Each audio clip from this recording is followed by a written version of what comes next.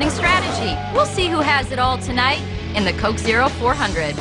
If you want to have it all as a fan, Coke Zero has you covered too. Just grab a Coke Zero and text TASTE to 26739. And in every lap ending in 0, you could win some amazing prizes, like an exciting trip to Homestead for the season's final race, a personal call from yours truly, or even a year's supply of Coke Zero. Think about that. Real Coke taste and 0 calories for a year. Come on. It's wide open coverage, so with more racing and less commercials, you'll be glued to the screen anyway. So gentlemen and ladies, start your texting. Hey, does my contract make me ineligible for these prizes? Because I'm really quick at texting.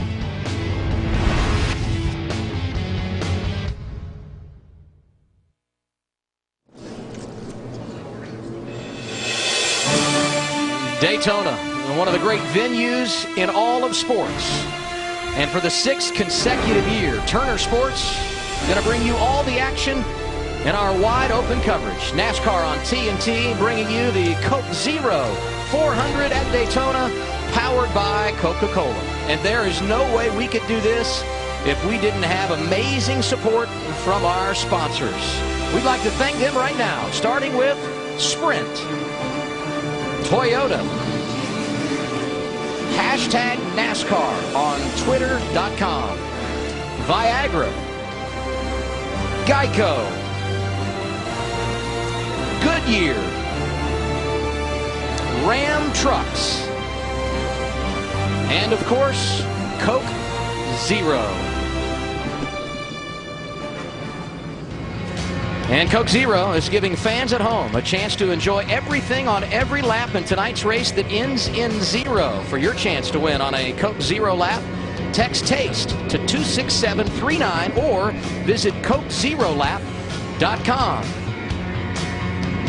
The cars have rolled off, and now we look at our Coke Zero starting grid for this evening's 400-miler here at Daytona. Front row, drivers that have won 3 of the last 5 Daytona 500s, Matt Kenseth and Ryan Newman. Tony Stewart qualified second, but his time disallowed. He will start 42nd tonight.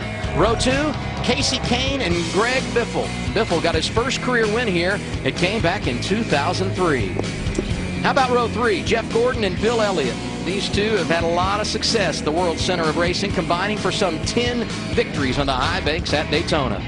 Row 4, you see Sam Hornish Jr. in for the suspended A.J. Allmendinger. He will have to drop to the back because of the driver change. And starting on row 5 right behind him, his teammate Brad Keselowski alongside Marcus Ambrose. Yes, Sam has climbed in the 22, and he will make his way and what time, off pit road. What time is it right now?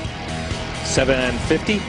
Yeah, right along there. He didn't land until like 7:25. Yeah, no. I mean, this is a big story. I'm saying, with everything that's gone on with AJ, you know, this is like watching an NBA game and they've suspended a player right before, and it's one of the team's star players. This is a star player for the 22 team. No laps. No laps. And now we're asking a guy to come in that doesn't even really play for this team, plays for a minor league part of this team, which is the Penske organization. Come in, jump in this car, and run a cup race at this level. This is a big story. The announcement from NASCAR at 6 o'clock. He landed, as you said, Kyle, at 7:25. He was by the car on the grid at 7:31.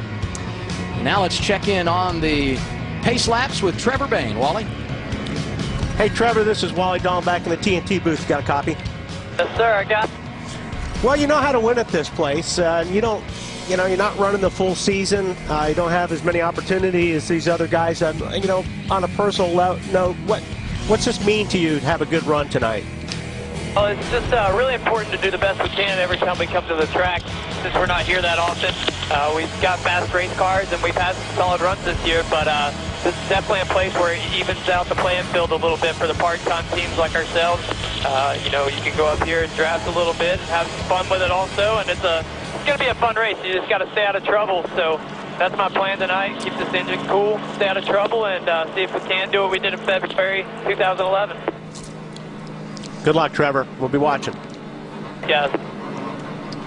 Trevor comfortable inside his race car, and so is Sam Hornish Jr. We have told you his story. It's tough to fly in and get in the car and go. Here's what he said a moment ago.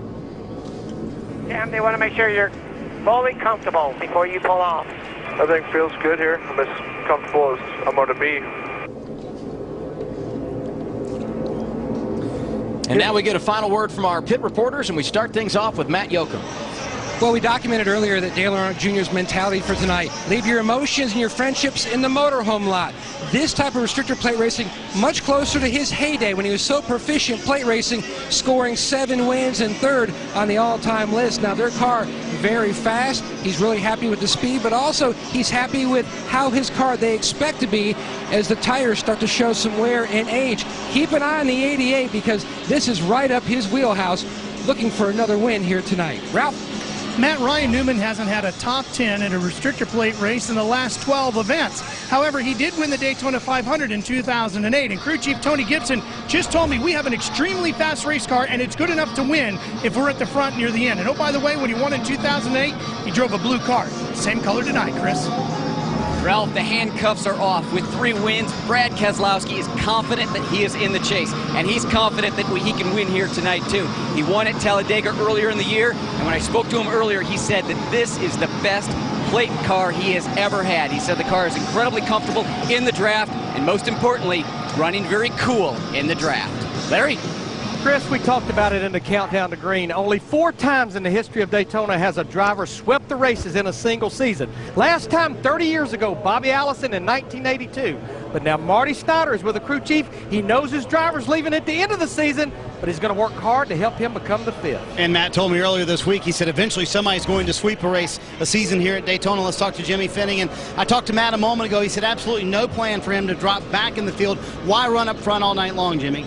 Well, we're here to win the race, you know, and Matt wants to run up front. I like running up front, and we can lead all these laps. We'll be there at the end, right? That's absolutely right. And he said, I don't want to play it conservative because, A, when you get back in the pack, you risk the chance of getting in a wreck. But, B, when you're back there, the engine temperature tends to get a little bit hotter. So he wants to run up front, keep that engine cool all evening long, Adam. That's certainly something we'll be following throughout the night, Marty. And now we go to our Twitter poll question. If you'd like to be involved in NASCAR, go to twitter.com/#NASCAR. Question for tonight, on tonight's final lap: would you rather be the race leader or not? And you can tweet us your answers. Tweet #WhiteFlagLeader or #WhiteFlagNot to vote. What do you think, Wally? I think I would like to be in the lead, only because you may not get back to the checkered before the caution comes out on the last lap. Now our race analysis for the Coke Zero 400. 160 laps making up the 400 miles. A big pit window here just because there are so many different things that can happen to you over the course of a run. Pit road speed 55 miles per hour. And to the rear, the 9 of Marcos Ambrose. Sam Hornish Jr., who's in that 22 car for A.J. Allmendinger, and that's not the only driver change. It's Michael McDowell now in the 98 for Mike Bliss, who practiced and qualified that car the last couple of days. It's been a long day for all these teams and drivers. And now finally, you get the opportunity to do what you came here to get done. And that's go after a trophy in the Midsummer Classic at Daytona. Matt Kenseth, the pole sitter, elects the outside lane. Lights are off in the pace car. It is on pit road, and we are set to go racing tonight. Under the lights at the World Center of Racing, green flag in the air, and here we go.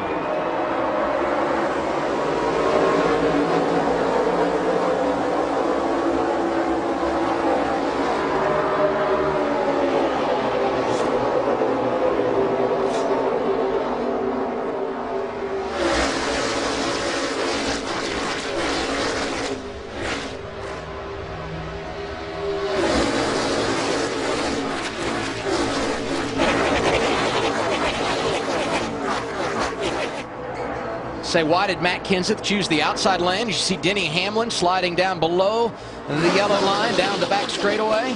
And by the way, that double yellow line out of bounds. If you advance your position going below the double yellow line, you will be black flagged by NASCAR if they deemed you were doing it with intent. But Kenseth took that outside lane probably because Greg Biffle, his teammate, was starting 4th, and that put him right behind him.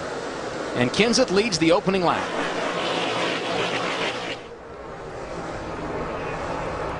Well, you see these guys working up on the high side already. Looked like they were making some ground there for a little bit. See Kevin Harvick poking his car out of line. And he's off the pace, isn't he? He dropped way down the line. Like he's getting to the back. Yeah, that's exactly what I thought. Yeah, he was just getting out of the way.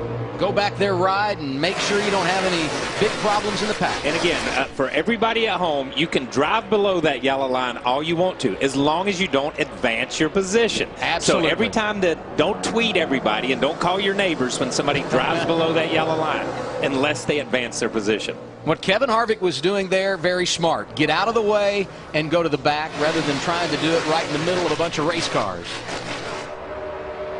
An outside lane right now being led by Juan Pablo Montoya. Red, white, and blue colors this weekend as a part of the NASCAR Unites program. Jimmy Johnson right behind him. And we see a guy in the middle right there. We see a car there in the middle, and we saw it work, Kyle, last night in the Nationwide race a lot. And you can do it when you've got fresh tires. Once these tires go off and you get to a corner and you're in the middle, I mean, it feels like Porky Pig waddling around out there. Yeah, because there's no air in the middle. There's no air at all in the middle. And we saw it for 8 or 10 laps in the Nationwide race when it first started, but then it would go away, and then we'd see the guys get spread out a little bit. On board here with Jeff Burton, who jumped in the outside lane. He appears to be floating to the back, trying to keep his nose clean early.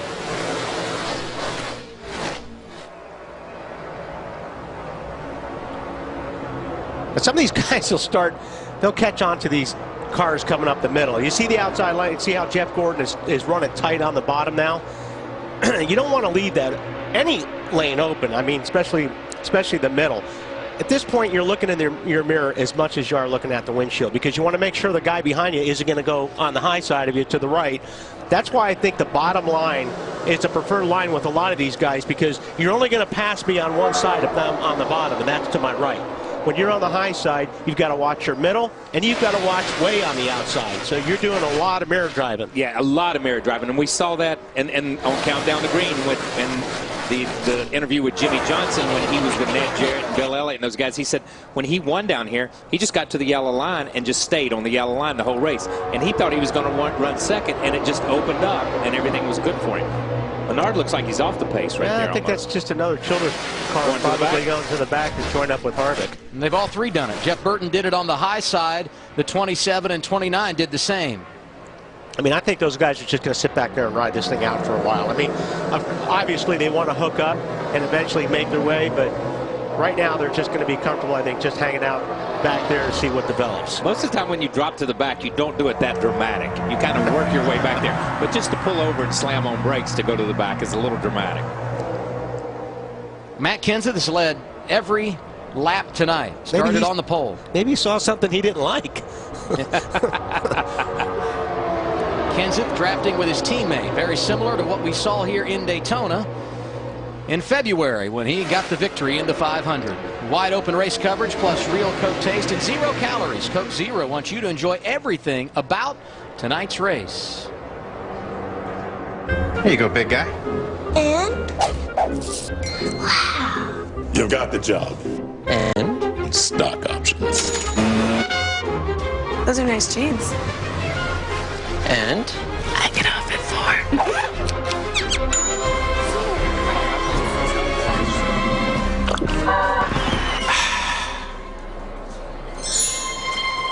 Thank you.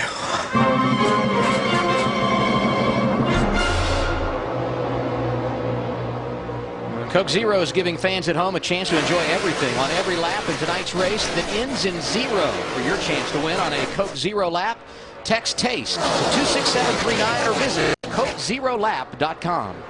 On that outside line, you got almost all the Hendrick cars hooked up. You got Casey Kane there. You got Jeff Gordon, Montoya, and then Jimmy Johnson. Just see if these guys can make something happen on that outside. So far, it just doesn't look like it's happening. Saw the Busch brothers work together last night in Nationwide Series competition. Larry, what are you seeing tonight? Well, what I'm seeing, think about it. There are 3 Joe Gibbs Racing drivers, and already we've seen Denny Hamlin in 11, Joey Logano on the 20 somewhat try to hook up. So that pretty much leaves Kyle Busch, odd man out. Guess who he has found? Remember, his brother Kurt Busch started deep in the field back in the 33rd position up there working with his brother Kyle. And we should point out as well, Kurt won the Nationwide race here last night. And these guys will find each other a lot of help from the spotters. You know, you're going to ask your spotter, hey, where is so-and-so? And you could actually work your way to the back to get to who you want to work with, and then you start moving forward again. And you'll see a lot of that going on tonight.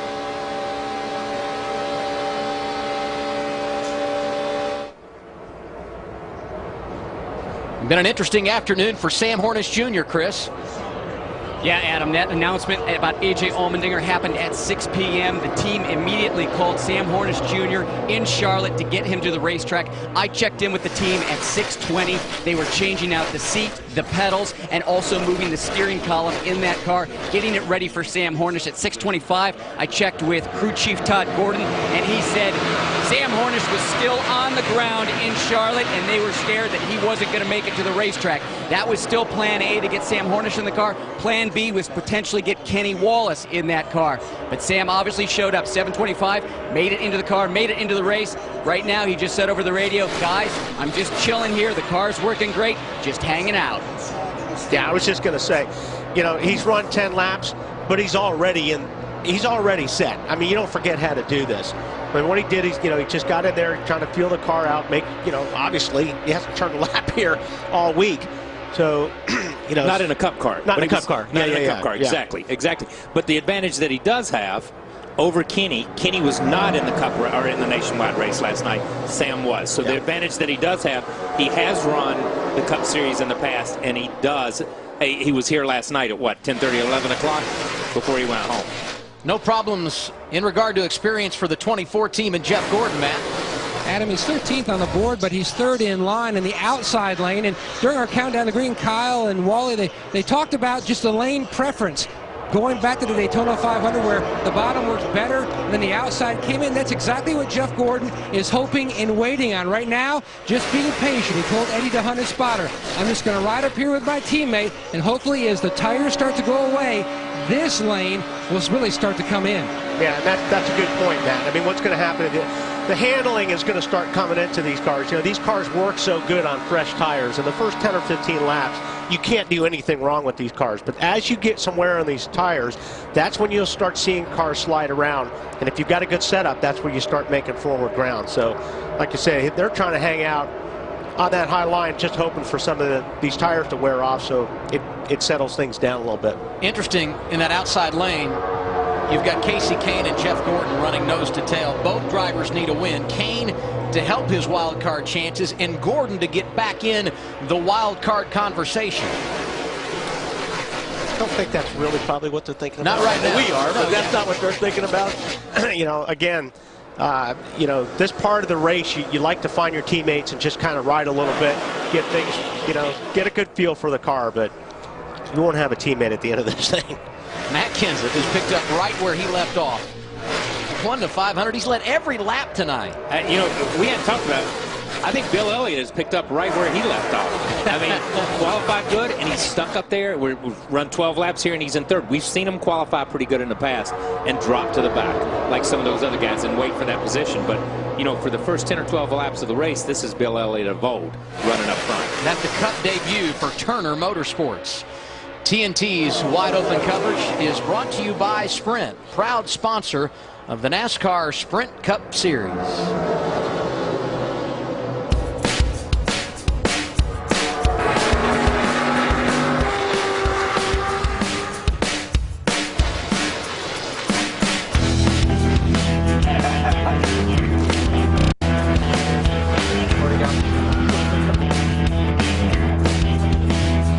That limited data plan you're on?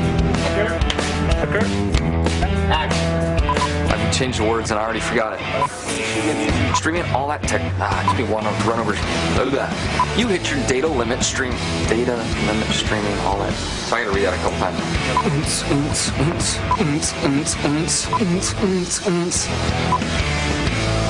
That's just wrong, man. You can't even look at it.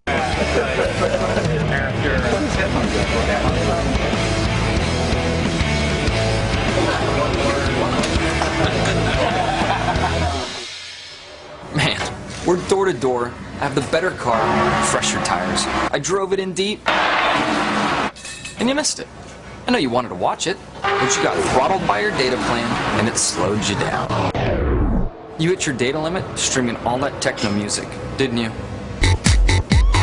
I mean, really? Man, you've got some questionable taste in music. Switch to Sprint, the only network with truly unlimited data.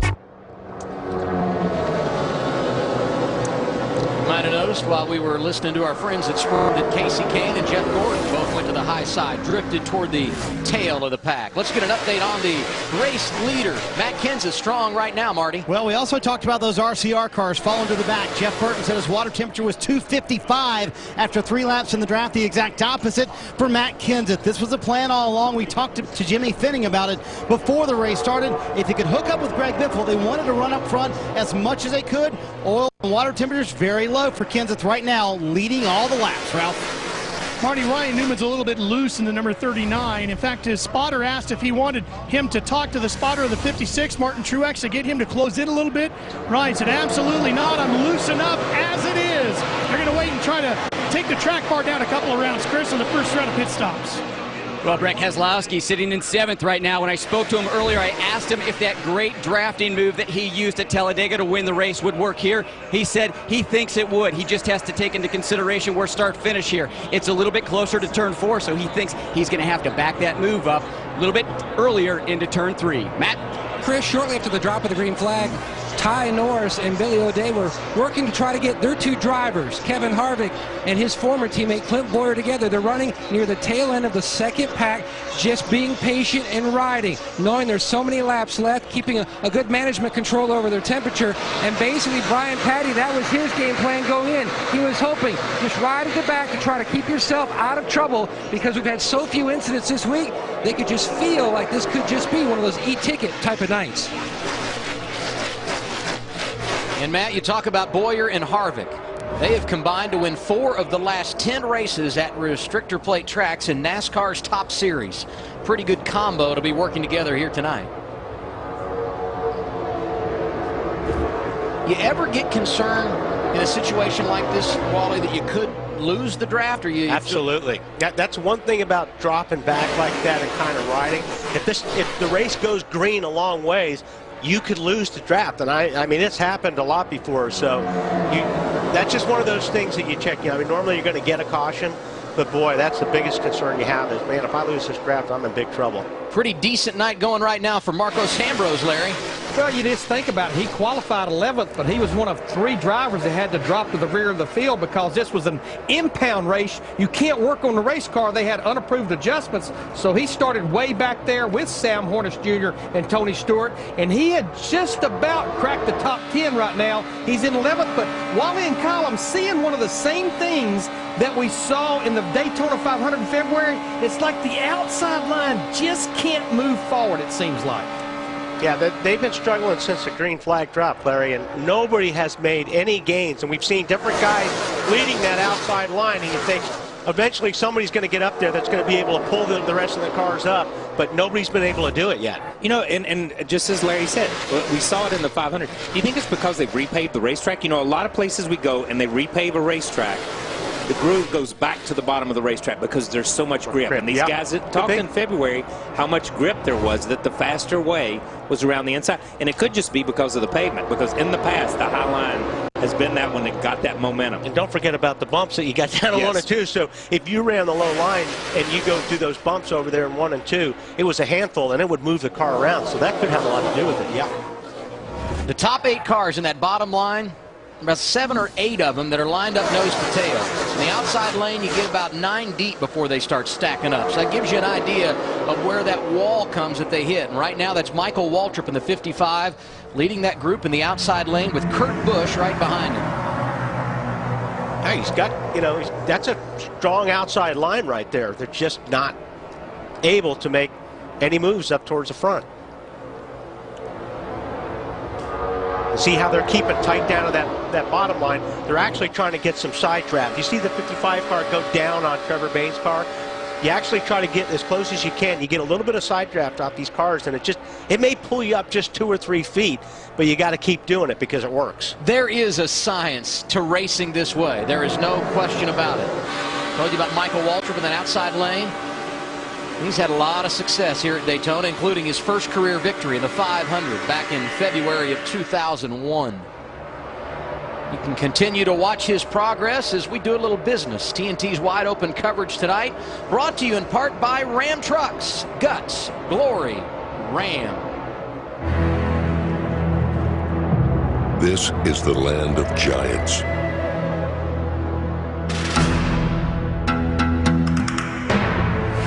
Home of the brave. It's where grit sharpens its teeth.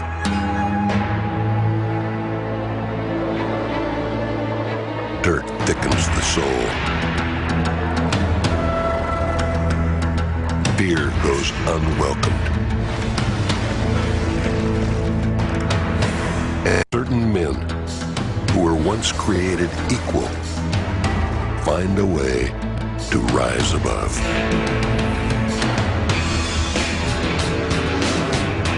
This is the land of giants. Guts, glory, Ram. One of the keys to being successful at Daytona, communication. And there are issues in that category right now for the 18 team of Kyle Busch. He's running 9th, but he was talking a moment ago about not being able to hear his spotter. Listen in. 40-20, that's Pat, 5 total.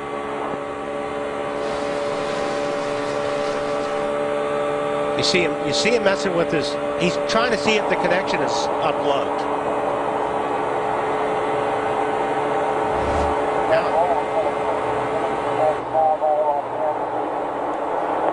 All right, option 4, still single file.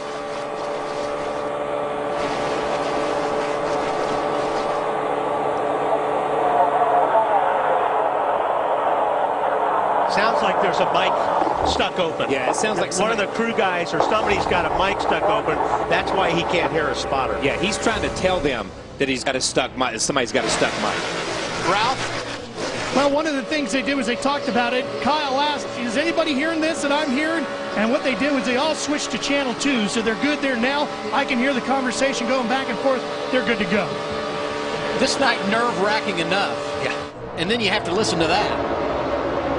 Yeah, you know, it is. It's aggravating. There's no. It's happened to all of us, and it's very distracting when you're out here racing, especially in a place like this. Yeah, and you could really hear that it was an open mic in the pit when they came through the trial. It got really loud in Kyle's ear, or his transmission got really loud, and that's just. It's hard to explain to people sitting at home that you get in a rhythm. You get into a rhythm of people talking to you at a certain time, and when that mic's hung open, it stands on your last nerve. Not much changing on track. Matt Kenseth continues to lead. Hashtag NASCAR lets you hear it first and see it instantly from the insiders. Go to twitter.com/#NASCAR.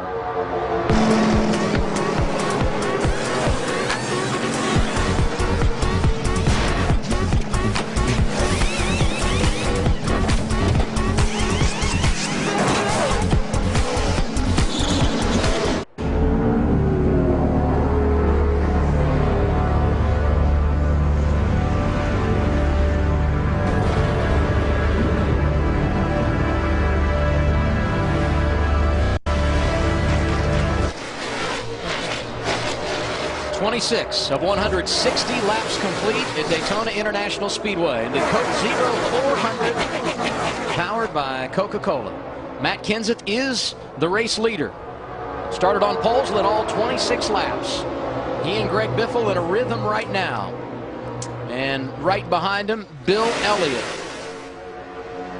And Carl Edwards, Ryan Newman, the top 5. These guys in the top 5 are that bottom on, you know, the bottom lane there that's running. They're all content. You know, they're just going to sit there and they're going to keep riding. They're going to keep logging laps. Just, you know, nobody can pass each other right now. 55 is starting to make a little bit of ground on these guys, but not much. Michael Waltrip making some progress in that outside lane. We will update you on his situation when we return. Got to take a 90-second local break, and then we'll return to the world center of racing. We're under the lights on the beach.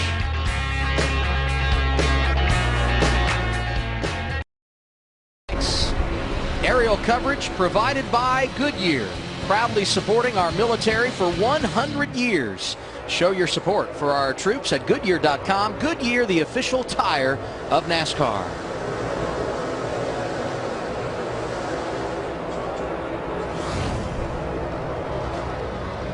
Now, if you're going to win this race, you got to keep the engine cool. It tends to overheat when you get in the draft. Understand the 24 team having some problems, Matt.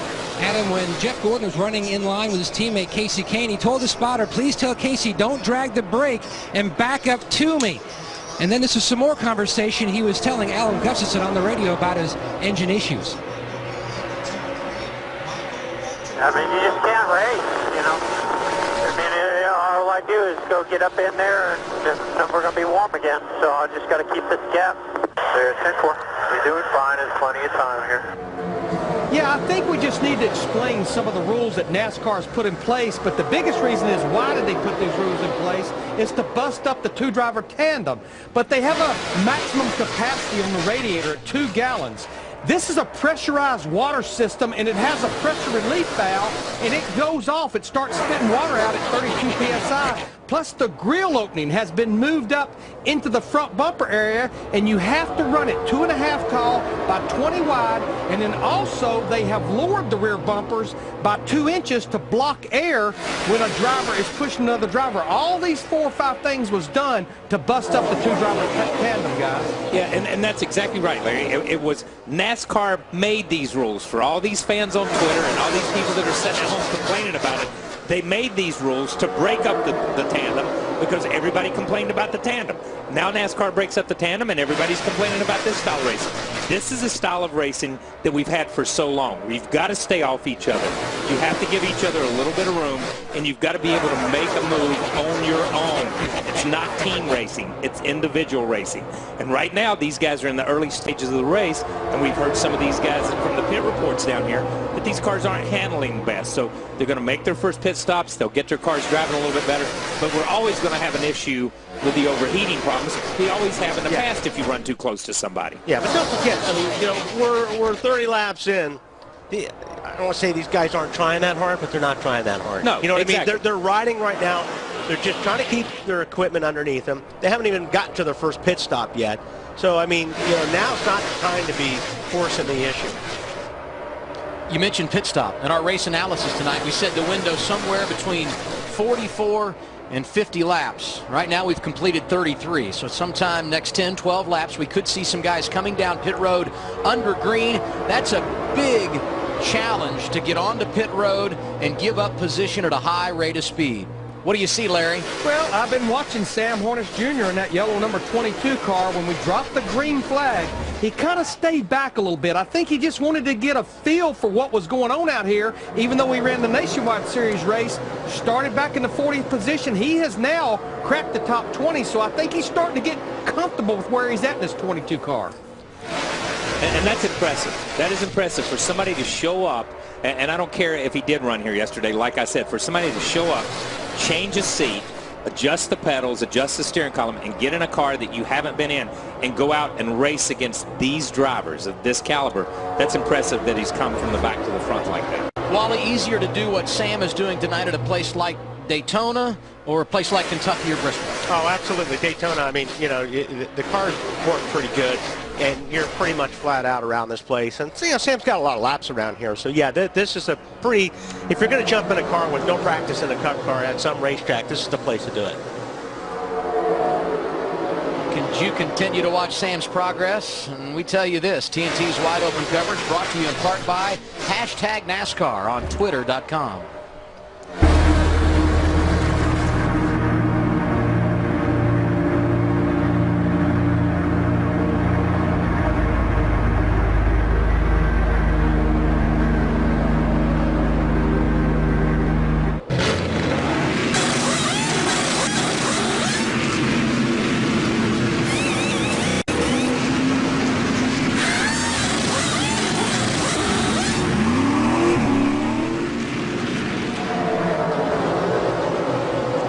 Continue to watch that outside lane for Michael Waltrip, and he simply can't do much better than what he's doing right now. He has been stuck there at about the same spot for the last 15 or 20 laps. Say somebody to keep an eye on. 4 cars behind him. You got Landon Castle in at Burger King number 83. We made the point earlier. If you're in this race, you got a chance to win it. 1 year ago, David Reagan made a name for himself. Perhaps the door is open for Landon Castle tonight, a youngster out of Iowa who has really done a nice job for BK Racing in 2012. Jump on board here on the 48 car. This is a really cool shot to begin with, but you kind of keep an eye on his gauges, and these gauges will turn red when things start to heat up. If you look at his dash, this gauge over here is turning red, and then we got this one right over here. It's flickering red as well every once in a while. So he's obviously keeping an eye on that, and I don't know how you can't. When it goes red, you can pretty much see it. But he's going to be talking to his team about it, and obviously monitor. He's got to monitor those temperatures. And because of the importance of temperature, do you want certain gauges in different places when it comes to a race like this? Well, I think, yeah. I mean, as long as it stays white and it just flicks red, you're doing your job. You're keeping that car cool. That's what's important, is when those gauges go to red and they stay red, then you've got a problem. Hey, Wally, the most important gauges would certainly be water temperature, and we talked about it being a pressurized system, water pressure. I almost get a feeling that Jimmy Johnson has had his 48 team move those 2 gauges up to the top of the dash, more in his sight line. Now, the other thing you have to be cognizant of, when you're on the throttle as much as these drivers are, is oil temp. That certainly can get up there, and a lot of times that will actually bring the water temp up with it. Yeah, I can't tell which gauges he's got up there, Larry. But this is not something you would see at a regular race. Absolutely, yeah. No, they're definitely wanting to get your attention on what these temperatures are doing. And I've been watching him also. He's sticking his nose out quite a bit. He's dropping back. He's doing a pretty good job trying to get as much air to the front of that car as possible. The mental aspect of being successful at Daytona and Talladega, simply amazing. Is that car right outside of you? And that's interesting. And Wally pointed that out early with those two gauges up there, and we heard Larry say it. You put it in the driver's line of sight, so even if they're not looking at it when it turns red, a lot of these guys, if you go back in racing 10 or 15 years, a lot of teams would put a red light on the dash at Martinsville to make those guys keep their foot off the brake, just to make sure their foot was off the pedal. You also look at the way he's got his mirrors in this car. This is typically, pretty much the mirror that you run every single week. But this mirror right here, this is giving you a shot of your blind spot. Yeah. And that's something here. Listen, your spotters are really important at this racetrack, but you have got to know where the race car is. You got to know where everybody is around you. Yeah. Again, for the fans at home, that's not a vanity mirror. Okay. Sorry. And the green flag pit stops are underway. First of the night coming at lap 40. Kyle Busch is in for service. Going to be 4 tires for him. Bobby Labonte right behind him. Kurt Busch, Joey Logano also making stops. Matt? And Kevin Harvick has already completed his team service on his number 29 machine. He had hung at the back and then got it to about 23rd, so that way, no matter what other team strategy was, you see a lot of cars have hit pit road. Less cars for him to deal with, and we've got more cars. Dale Earnhardt Jr. making his way in. They are smoking those tires as they come to pit road to make sure they are not caught speeding, Chris. Brad Keselowski very happy with the 2 tonight. No changes to that car. It's been running cool. He's happy with it. Going to be fuel tires. Don't know if we're going to go 2 tires or 4 tires. Doing right side tires now. Wait and see if we get the left side here. The 39 car, Ryan Newman, called in aero tight. They made a track bar adjustment on that, put 4 tires and fuel, and also made an air pressure adjustment. He's away. I'm going to tell you something. When that 2 came in, I noticed his right front tire was flat, and he locked it up so hard getting into pit lane. That's exactly right. I mean, you looked up toward turn 4, entering the trial, it looked like there was a huge wreck because of all the smoke coming off the tires as they got woed down. The race leader making his pit stop first of the night, going to come at lap 42, Marty. Well, and Greg Biffle and Matt Kenseth making a pit stop here together. They both joke kind of nice up here up front. The water temperatures for these guys, believe it or not, 210 degrees. Some guys in the back, 270. Neither car will have an adjustment, and it's going to be 4 tires for both of these Roush cars on pit road together, trying to leave pit road together. They have worked excellently so far, with Matt Kenseth leading every lap in the race so far. And that's how you want to come into pits and lead the pits. You want to all come out together. You get hung up a little bit in pit lane, and you lose that group of where you guys are drafting with, and it makes it a little bit tough as well. Marty mentioned that Matt Kenseth had led every lap, led the first 41. David Reagan led a lap in this cycle of green flag pit stops. He has given it up to come to pit road, I do believe. Josh Wise now the race leader. Now look at this outside line coming, and they've got a head of steam on them. Let's watch the 2 again, because this was pretty cool.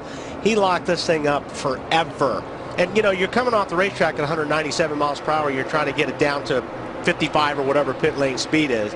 But he definitely blew that right front coming in. Wow. On here, Jimmy Johnson. Well, he got in good, though. He got to the line. He probably passed 4 guys Look at that. getting to the line. It's a good thing they changed right sides. Yeah, that was awesome, though. I mean, when you pick up 4 or 5 positions right there coming in, that's a huge game, man. That was huge. And through this cycle of pit stops, it is now Michael Waltrip who had been out front, and now you see it's his teammate Martin Truex Jr. who has the point. Right behind him, Casey Kane, Ryan Newman. There's Waltrip and Dale Earnhardt Jr., the top 5 at Daytona, as we've completed 44 laps. If you're one of the millions of men who have used Androgel 1%, there's big news. Presenting Androgel 1.62%. Both are used to treat men with low testosterone. Androgel 1.62% is from the makers of the #1 prescribed testosterone replacement therapy. It raises your testosterone levels and it's concentrated, so you could use less gel. And with Androgel 1.62%, you can save on your monthly prescription. Dosing and application sites between these products differ. Women and children should avoid contact with application sites. Discontinue Androgel and call your doctor if you see unexpected signs of early puberty in a child or signs in a woman which may include changes in body hair or a large increase in acne, possibly due to accidental exposure. Men with breast cancer or who have or might have prostate cancer, and women who are or may become pregnant or are breastfeeding should not use Androgel. Serious side effects include worsening of enlarged prostate, possible increased risk of prostate cancer, lower sperm count, swelling of ankles, feet, or body, enlarged or painful breasts, problems breathing during sleep, and blood clots in the legs. Tell the doctor about your medical conditions and medications, especially insulin, corticosteroids, or medicines to decrease blood clotting. Talk to your doctor today about Androgel 1.62% so you can use less gel. Log on now to androgeloffer.com and you could pay as little as $10 a month for Androgel 1.62%. What are you waiting for? This is big news. Perhaps you noticed, like we did, the outside lane starting to make some hay, but the guys that are out there, the pair that dominated the early part of this race on the inside lane. Yeah, and the outside lane did when there were some sticker tires coming on the outside lane, and the inside had pitted. But you know, I don't. It's going to take a while for that outside lane to come in. It may be here by the end of the race. God only knows. But we see them making some ground right there. When you've got good cars like Biffle and those guys, and Matt Kenseth, these guys, these 2 Fords have been fast at every restrictor plate.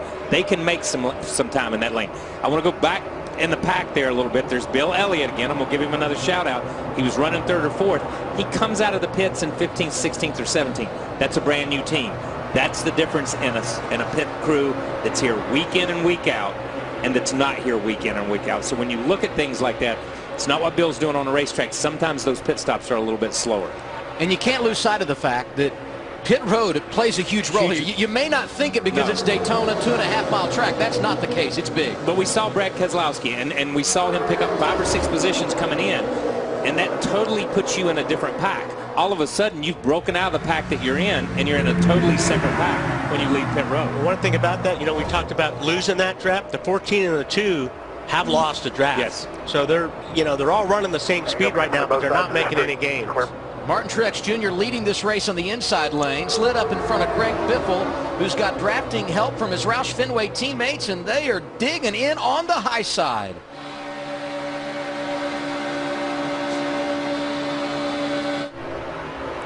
Kind of gives you a good look at. Oh, Kenseth is pushing water right now. Yeah, but he's pushed this 16 on the high side. He's pushed Greg Biffle on the high side around, and that's the first time we've really seen that. And you see, they go straight to the bottom and they hang that outside line out. It'll be interesting to see if the outside line can stay sucked up there and come back with, I guess that's Carl in the 24 car, Jeff Gordon. I was going to say, if you want to see two of the probably strongest cars in the field, you just saw it. You saw it. They came up on the outside. You saw it. I mean, these two really have dominated. We're 1-2 at the end before Dale Jr. went around Greg Biffle in the 500. Of course, Kenseth won. And they were great at Talladega until they got separated late in the race. I'm talking about the 17 and the 16. Now yeah, I think the 17's got to get some air to the front of that thing because it got hot quick, too. But, you know, until that cycle of pit stops, Larry, the 17 hadn't been the pusher. He had been the puller out front all night. But it's almost like Greg Biffle knows Matt Kenseth needed to get some air into the front of that car. Now, remember, unlike a year ago, these drivers can't talk to each other, but the spotters can talk to each other. I think that's the reason down the front stretch through the tri-oval, Greg Biffle went way up and let some air get through that 17 car just for a moment. And you can tell how strong that 17 car is. He can pull up on the back of the 16 when he wants. Yes. He's fast, and I mean, he was fast. We saw being that fast hurt him at Talladega when we saw him break that draft from the 16 there at the end of the race coming out of turn 2. So I think he learned from that, and I think Biffle's learned from that. You know, these two guys have been, as we've said up here a couple of times already, the class of the field on the restrictor plates so far this year. Let's get a report from Chris Neville. Earlier, Casey Kane was worrying about his water temp when he was behind Jimmy Johnson. His spotter asked him if he could get up there and push Jimmy. He said no, water temp too high. After that last stop, Casey Kane went from 14th to 4th, just 2 tires on that stop. His concern right now, splitters hitting the ground.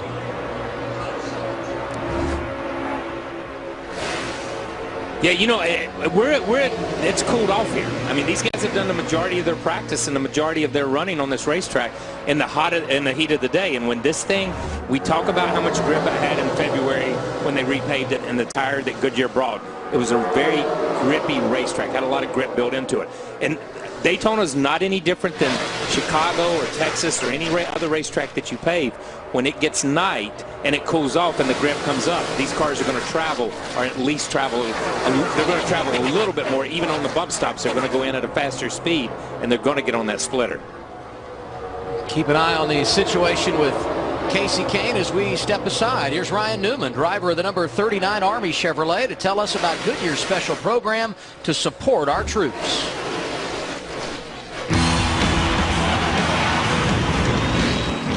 I count on Goodyear, and so do America's armed forces. From outfitting Humvees and planes to patrolling the coast with the Goodyear blimp after Pearl Harbor, Goodyear has been supporting the military for over 100 years. Now Goodyear is donating up to $250,000 to support our troops. Find out how you can give back at Goodyear.com. Goodyear, the official tire of NASCAR. Watch tonight's race through the Goodyear in-car camera, only on NASCAR.com's TNT Race Buddy. Michael Waltrip coming up through the middle and trying to move to the outside lane. Bringing Jeff Gordon, Jimmy Johnson with him. I can't tell Carl just lit up or what. I mean, now he just feels like he's backing off here.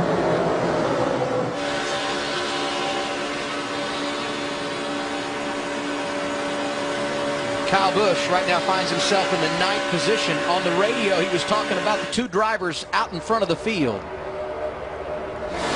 you have it. Anybody see how the 17, 16 work together at these plate races? That's how you're going to have to do it if you're going to beat them.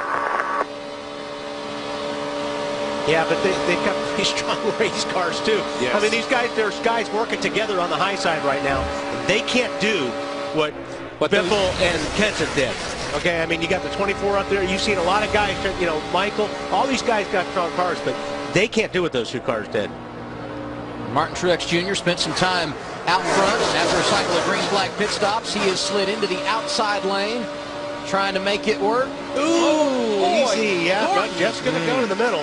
Inside of Michael Waltrip and left the 55 hanging. But see, and that just butts up the top lane. You know, I mean, just when you think those guys started maybe having a chance to snip to the front, all of a sudden they go 3 wide, and it just scatters everybody. And that black 49 on the inside, J.J. Yaley, he's a lapped car, and that's why you see him slide into the back so quickly as the lead pack drives around. 54 of 160 laps are complete at Daytona. It has been the Roush Fenway Invitational. Matt Kenseth, Greg Biffle have combined to lead 48 laps, all but 6 circuits here tonight.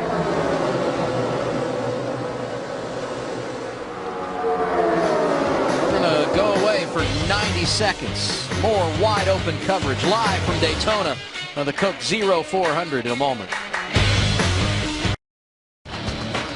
Race leader in this one, Greg Biffle. Matt Kenseth, Casey Kane, Ryan Newman, Dale Earnhardt Jr. make up the top 5. Kyle Busch, Kurt Busch, Martin Truex Jr., Jeff Gordon, and Trevor Bayne are the top 10. Speaking of the 21, let's listen to what they're saying on the radio. Here we go with Inside Tracks. He was waiting on the pack, you know, to catch him.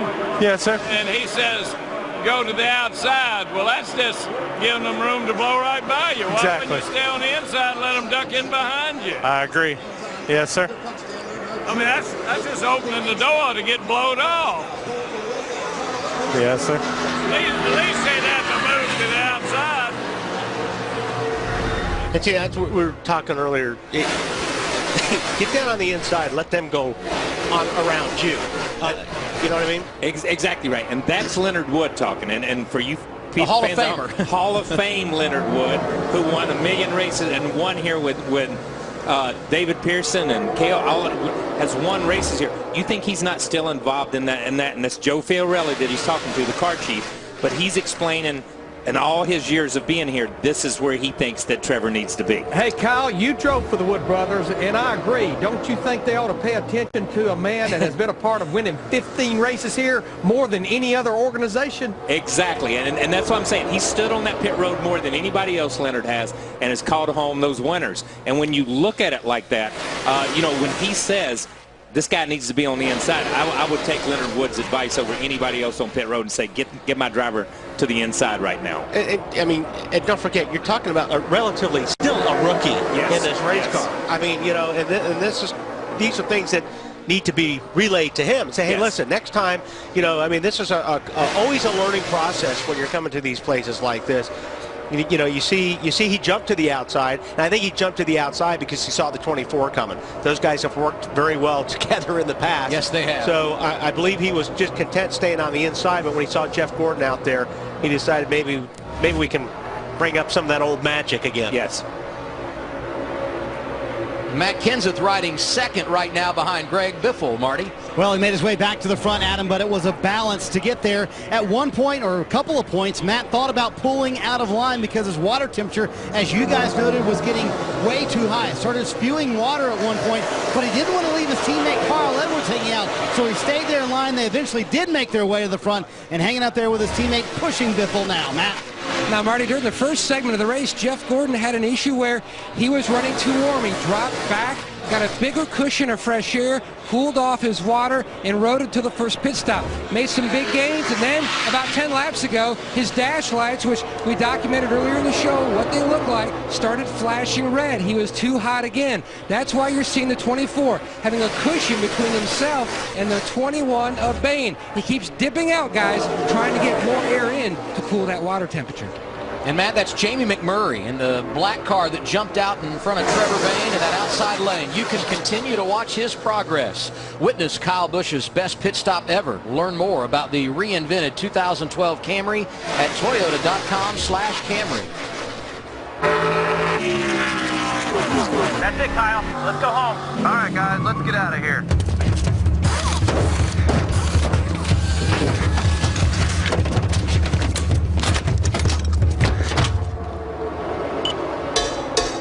Available 268 horsepower and intuitive mobile technology.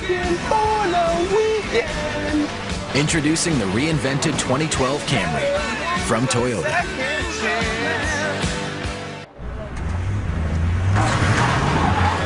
Truckers know towing 9,000 pounds up a steep grade ain't good for your tranny. And when the heat's on, failure ain't an option. This truck's got a 6-speed aluminum tranny and a big old dedicated fluid cooler. So when it's cooking on the outside, this truck won't break a sweat.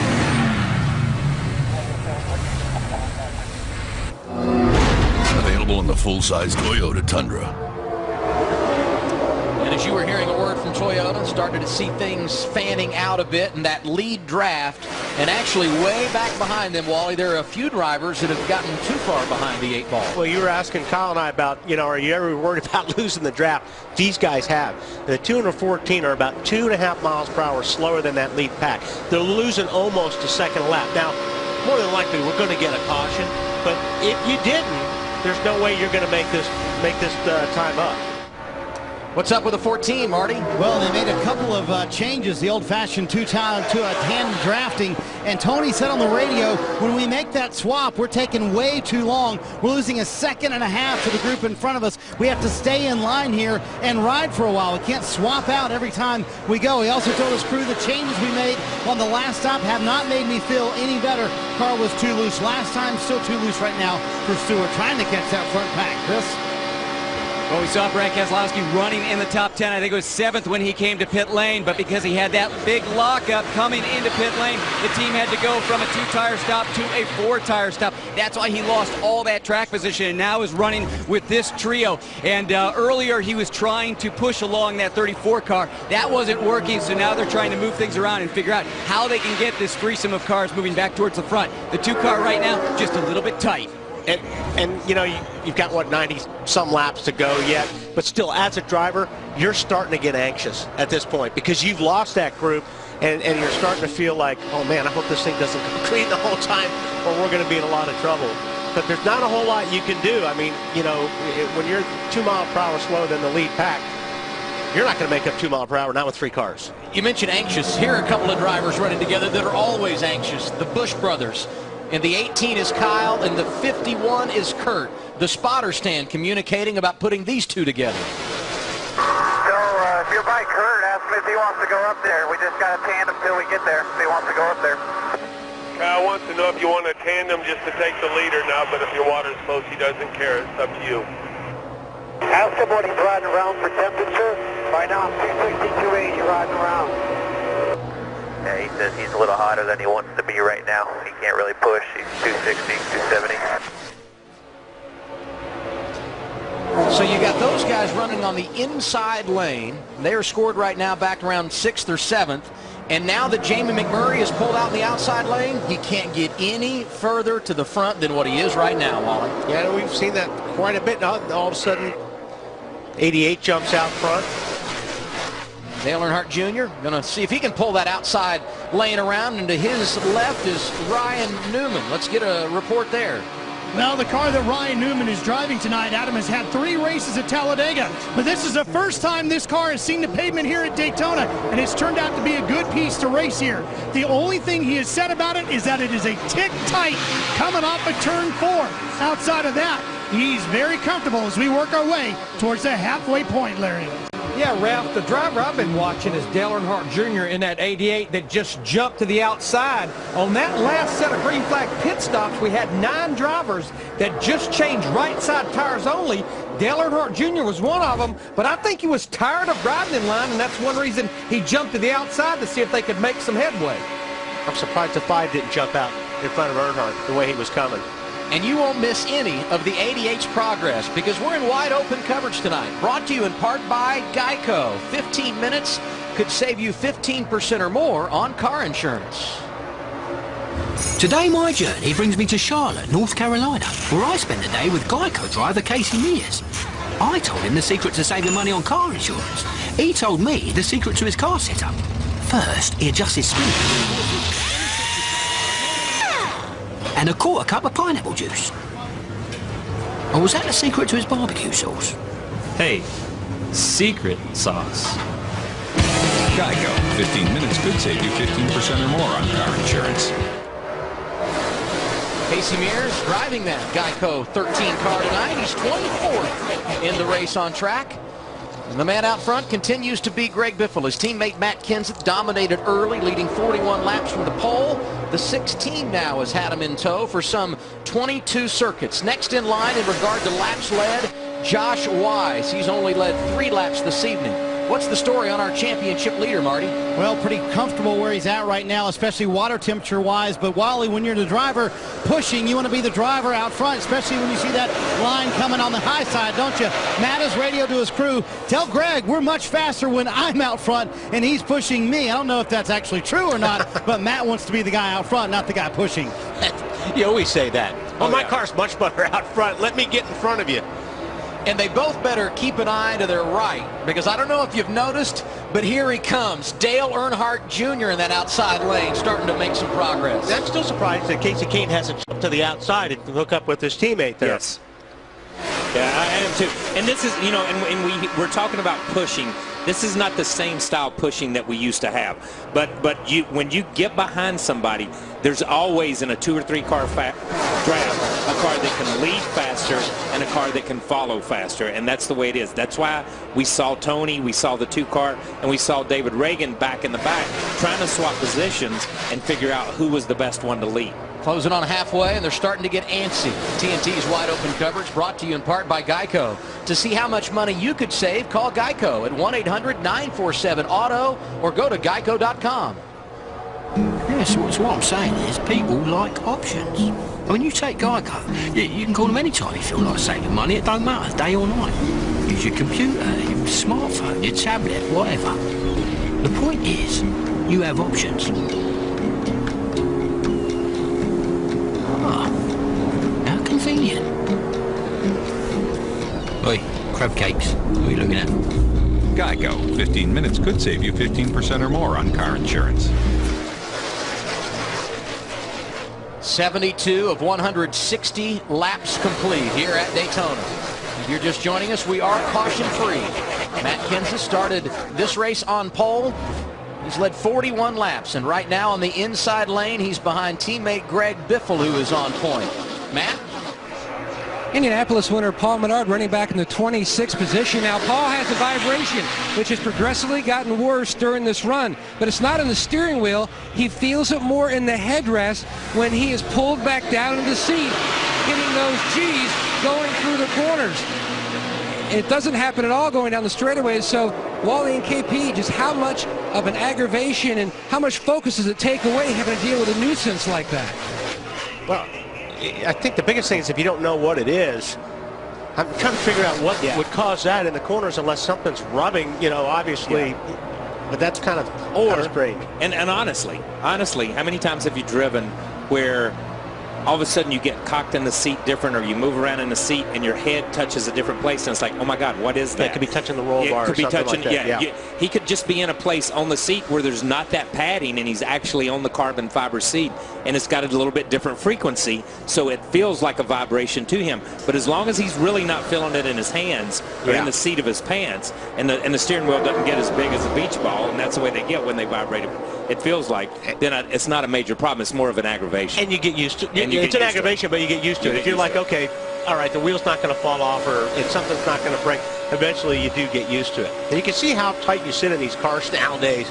I mean, basically, you've got these headrests on both sides, especially here at Daytona. I mean, you're pulling some G's in these corners. There's no doubt about it.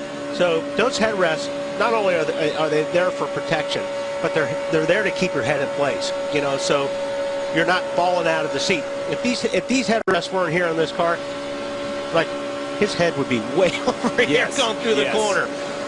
Yeah. I know this race is incredibly intense from a mental standpoint. We've gone caution-free for 75 laps. Does that start to wear on you as a driver, not having a break under caution? To me, I don't think it does. I think once you're in that frame of mind and you're concentrating, you're kind of in a zone. Yeah, you're in a zone. You know, and you're just doing your deal. I think you know, of course, when a caution comes, it's nice to get a break a little bit, but you know, you're in a zone and you're concentrating. You're not thinking about anything else, so you don't really feel mentally tired until after it's all over. So Michael Waltrip in the race car. Good look here at Trevor Bayne, last year's 500 winner at Daytona. And I'll tell you something about the way these seats are and the way you sit in these cars. It's not as physically demanding as it used to be because you're held in the seat better. It used to be you'd flop around in these cars so much, you'd get out, your back would be hurting, and you'd be twisted, your neck hurt. but these things are really keep you in the place, and it's comfortable to drive that way.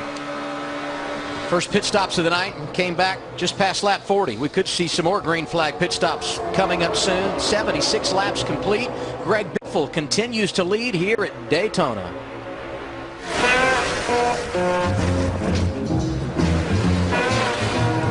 You've reached the age where you don't back down from a challenge. This is the age of knowing how to make things happen. So why let erectile dysfunction get in your way? Talk to your doctor about Viagra. 20 million men already have. Ask your doctor if your heart is healthy enough for sex. Do not take Viagra if you take nitrates for chest pain. It may cause an unsafe drop in blood pressure. Side effects include headache, flushing, upset stomach, and abnormal vision. To avoid long-term injury, seek immediate medical help for an erection lasting more than 4 hours. Stop taking Viagra and call your doctor right away if you experience a sudden decrease or loss in vision or hearing. This is the age of taking action. Viagra. Talk to your doctor. Might have noticed while we were hearing from our sponsors, Dale Earnhardt Jr. appeared to have a little oomph, and then once again kind of hit that wall and unable to make it happen over in that outside lane. And it appears that McMurray just can't get up to his rear bumper. Wally, am I right? Well, it also appears a lot of these guys on the outside are ducking for air. It's almost like it's warmer up there for whatever reason, because they're not staying in line like the guys on the bottom. And it could be McMurray is, running a little bit hot, and because you'll see him go left to right looking for that air. When you go left to right on the car that you're following, see these guys how they're zigzagging? That slows that line down. You're faster if you can just stay in line perfectly in the wheel tracks of the guy in front of you. But when you start messing around and looking for air and stuff like that, it will slow that line down. Looking big picture coming into tonight's race, Casey Kane running third in that inside lane. Had a great run last week. Went from a lap down to a runner-up finish at Kentucky. Doing a nice job this evening. And, of course, he's one of those drivers right in the middle of the wild card race. Let's get a report on Kevin Harvick. The RCR teammates on pit road. Kevin Harvick is in. They pulled a tear off the first segment of the race. He was fighting way too free. A slight adjustment helped that. Left side tires going on. Solid stop. And he's away. Paul Menard also in there, topping him off. And they will go out together.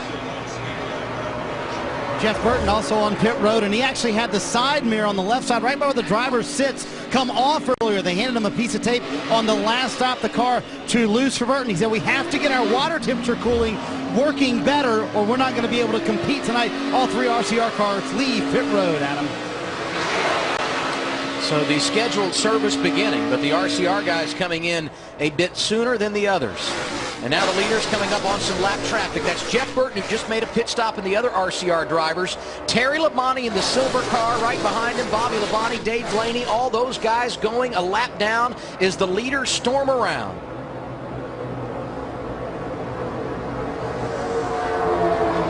Well, that'll make you a little bit antsy in the seat when you come up on lap traffic, and now we've got 3 wide through the corner. Let's go shake things up a little bit now, especially when you come up on cars like that.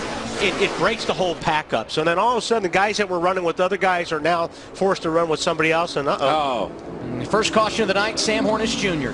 Looks like a tire's come apart in that thing. The way it's ripped the whole side of the car off. It's like he's had a flat tire. It doesn't appear that he's been hit. Yeah. Sam Hornish Jr. in this race tonight. 10-4.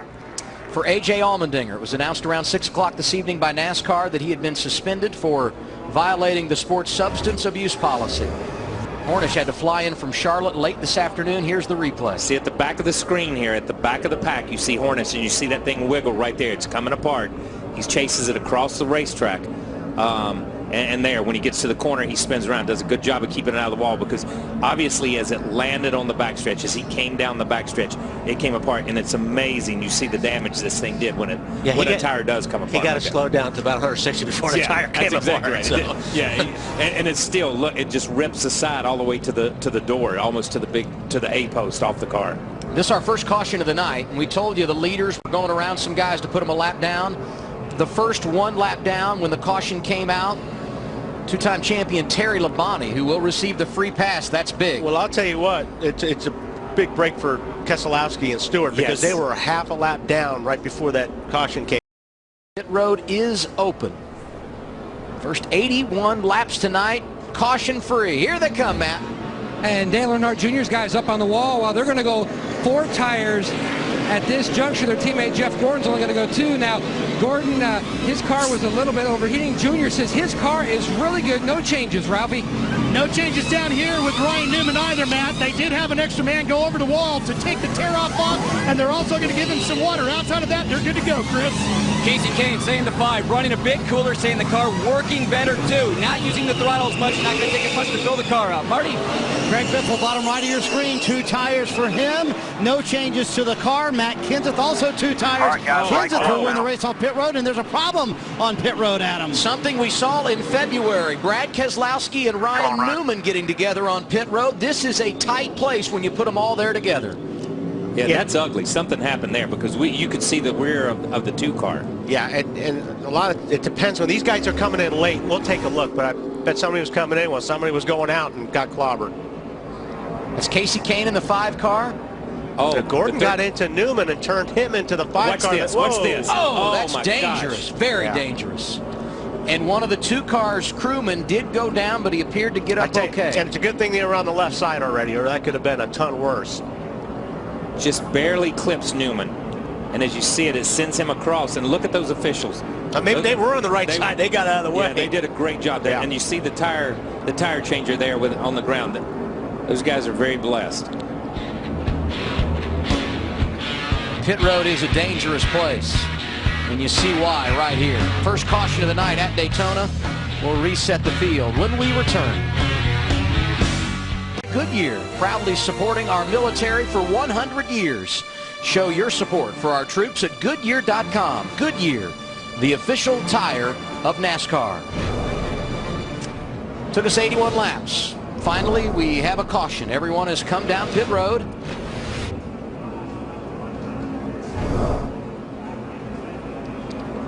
And let's go back to the situation in the pits a moment ago and listen to what Jeff Gordon had to say. I was just getting ready to ask you if we were clear to the outside there, because I didn't know. And so that 39 just nailed us in the left rear, probably going to have to come back in. Yeah, you can see he's got damage on the left rear. They'll bang that out. But I think Keselowski's got a lot more. Yeah, you see, he just got clipped. I just want to mention, the 2 is sitting there. He got himself in this position to begin with because they were that half a lap down. Yes. And they were sitting there. They would have been gone if they were with the pack already. So that's just one of those things where you drop back and you try to play it safe. Sometimes it comes back to bite you. It comes back to bite you. And I want to say something. Jeff explained that perfectly. And as we saw on the replay there, Jeff was just getting ready to ask, am I clear to the outside lane? So Jeff was still in that middle lane. So he had the 29 and the 5 kind of pinched down as he came out. Jeff wasn't sure and had not been told that the outside lane was open. If Jeff had moved out to the outside lane, it would open that up. But I'm going to give a huge shout out to these guys on pit road. I think we criticize them a lot of times, or they take a lot of criticism when they have slow pit stops. But I'm going to tell you what, they put their lives in these drivers' hands when they go out there, and there are a lot of brave guys on pit road. Drivers and teams are joining Goodyear to help support our troops. Let's find out more.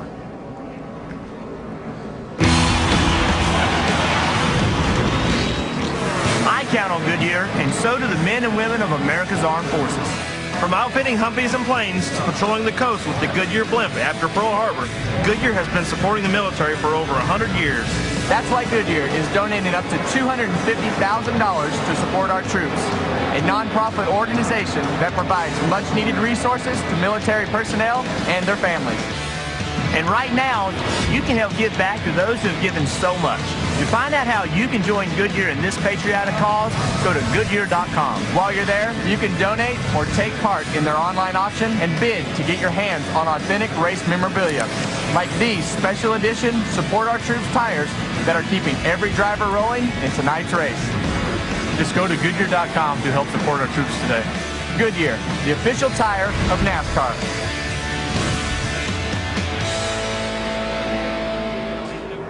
See if the teammates work together on this one. I think they will, yeah. Kenseth elected the outside lane at the start as the pole sitter. Here he goes inside, and I'm guessing he's going to let Biffle pull down in front of him if he can. Biffle didn't get a very good restart on that deal. I mean, they got other teammates there. Teammate right behind him.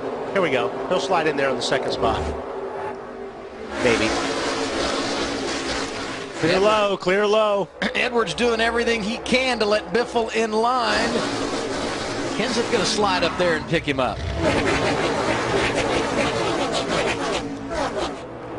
Oh, that's a little scary. Yeah, they got it done, though, I think.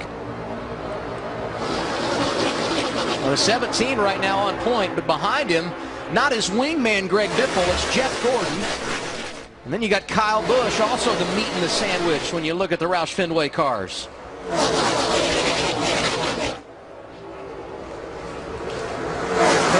cars on the lead lap here at Daytona as we work the 87th of 160 laps. Jeff Gordon damage not hurting his car right now, doesn't it? Yeah, and I was gonna ask Larry about that. I think where the damage is on the left rear, Larry, I don't think that's gonna hurt him. I wouldn't be surprised if it helps him a little bit the way that thing is. If it was behind the rear tire, I think it would probably be a lot worse. Well, I think one thing that put Jeff Gordon's mind at ease, that there's a lot of reasons that having a teammate pays off. Under that caution, he pulled up beside Dale Earnhardt Jr. in the 88 car. Dale Earnhardt Jr. gave a thumbs up and told his crew to tell Jeff and Alan Gustafson everything looks good, shouldn't be no problem. And you saw as a part of our wide open coverage, Jeff Gordon started the race 18th in the standings.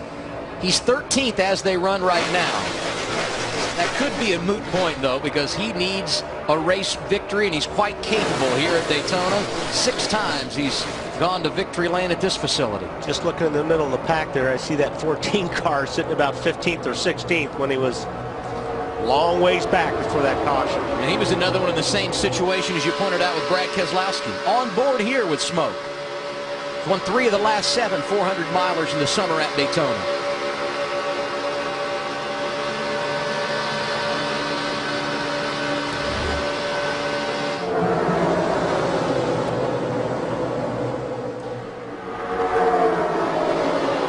Talked a lot about Eric Almirola tonight in the 43, running the Air Force colors this weekend. Another potential sleeper.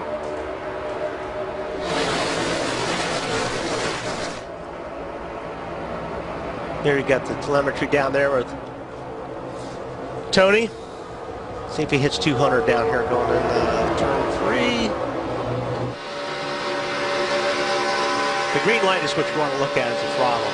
You get pretty much all the way around here on the throttle. You drag the brake a little bit if you have to.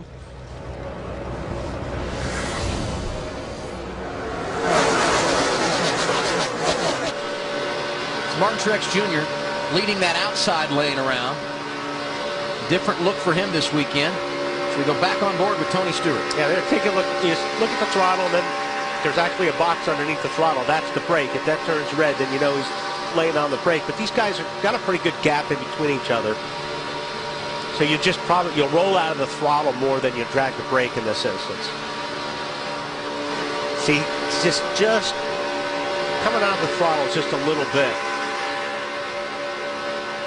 which just tells you he's got a lot more. That's when right, he needs because it. this is a place you can run wide open. Yeah. But they're having to do that to monitor and modulate that temperature. Kurt Busch bullying it up through the middle. Oh, my goodness. I mean, Kurt Busch pulled out of the bottom lane, went to the middle, and said, to heck with this. Let's go make it happen. See how that car's and moving around? There we he got goes. trouble. Trevor Bayne into the wall. Kurt Busch trying to save it. And you see these guys spinning behind, it's because they check up and somebody else doesn't check up. But everyone else has been hit. That's Bobby Labonte in the 47 who went for a ride. I told you, when you get in the middle of things, they waddle like Porky Pig over there. That's exactly what that thing did. And when he made the move off here, I mean, he was like, all right, I've had enough. I'm coming. And, man, he forced his way in the middle. You said earlier, drivers get anxious after a while. Second caution of the night. Now let's look at it one more time. Yeah, we'll take... Okay, here he is off of 4. Then all of a sudden you'll see he just jumps in the middle. Now when you watch him when he goes into 1 and 2, and watch how the car starts to float. And that's a problem with these things. When you get there, you're okay right here. But when you get in the corner, all of a sudden you lose a lot of downforce on these cars. Not to mention, I mean, he got right in the middle of those guys, and he just lost the front of the car. It slid up, and he caught Trevor Bayne. We're lucky it wasn't bigger than what it was, because he's right in the middle of the group. And watch this. That hole kind of closes up between the 43 and the 21. He snatches it. Yeah, he turned off the 21, and that's what got him sideways. Yes.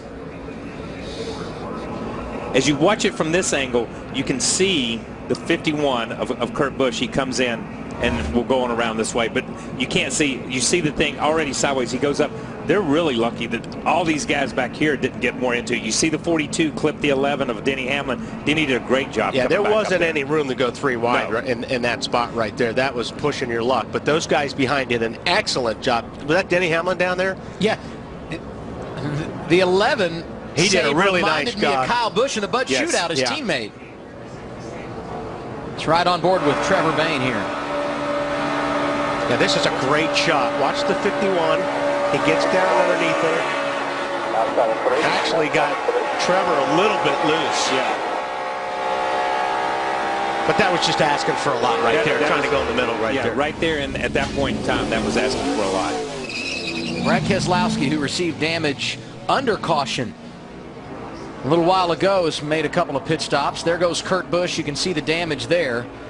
Can't overemphasize how aero-sensitive these race cars are. You get a little damage like that, going to make it a big uphill climb the rest of the evening.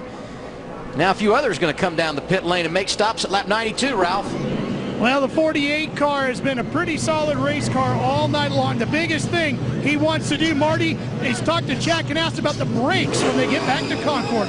Marty. Well, the theory here for Tony Stewart will be right side tires. They'll pack it full of fuel. Steve Addington told Tony that on our next stop, we can get 1 can and make it the rest of the way. That's why they're stopping now, Chris.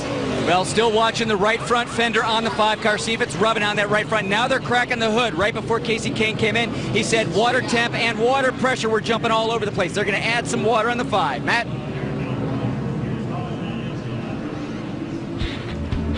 Not everyone came down pit road under our second caution of the night. Among those staying out, Matt Kenseth, Jeff Gordon, Kyle Busch, Greg Biffle, and Carl Edwards. They're the top 5 with 92 complete at Daytona.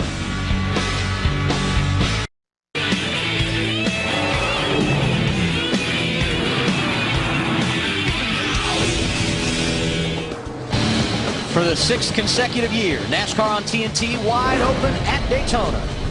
It's the Coke Zero 400 powered by Coca-Cola. Closing on 100 laps complete, Matt Kenseth is the race leader. And as we continue under caution, we say thank you to the sponsors that bring you wide open coverage, like Ram Trucks, Guts, Glory, Ram.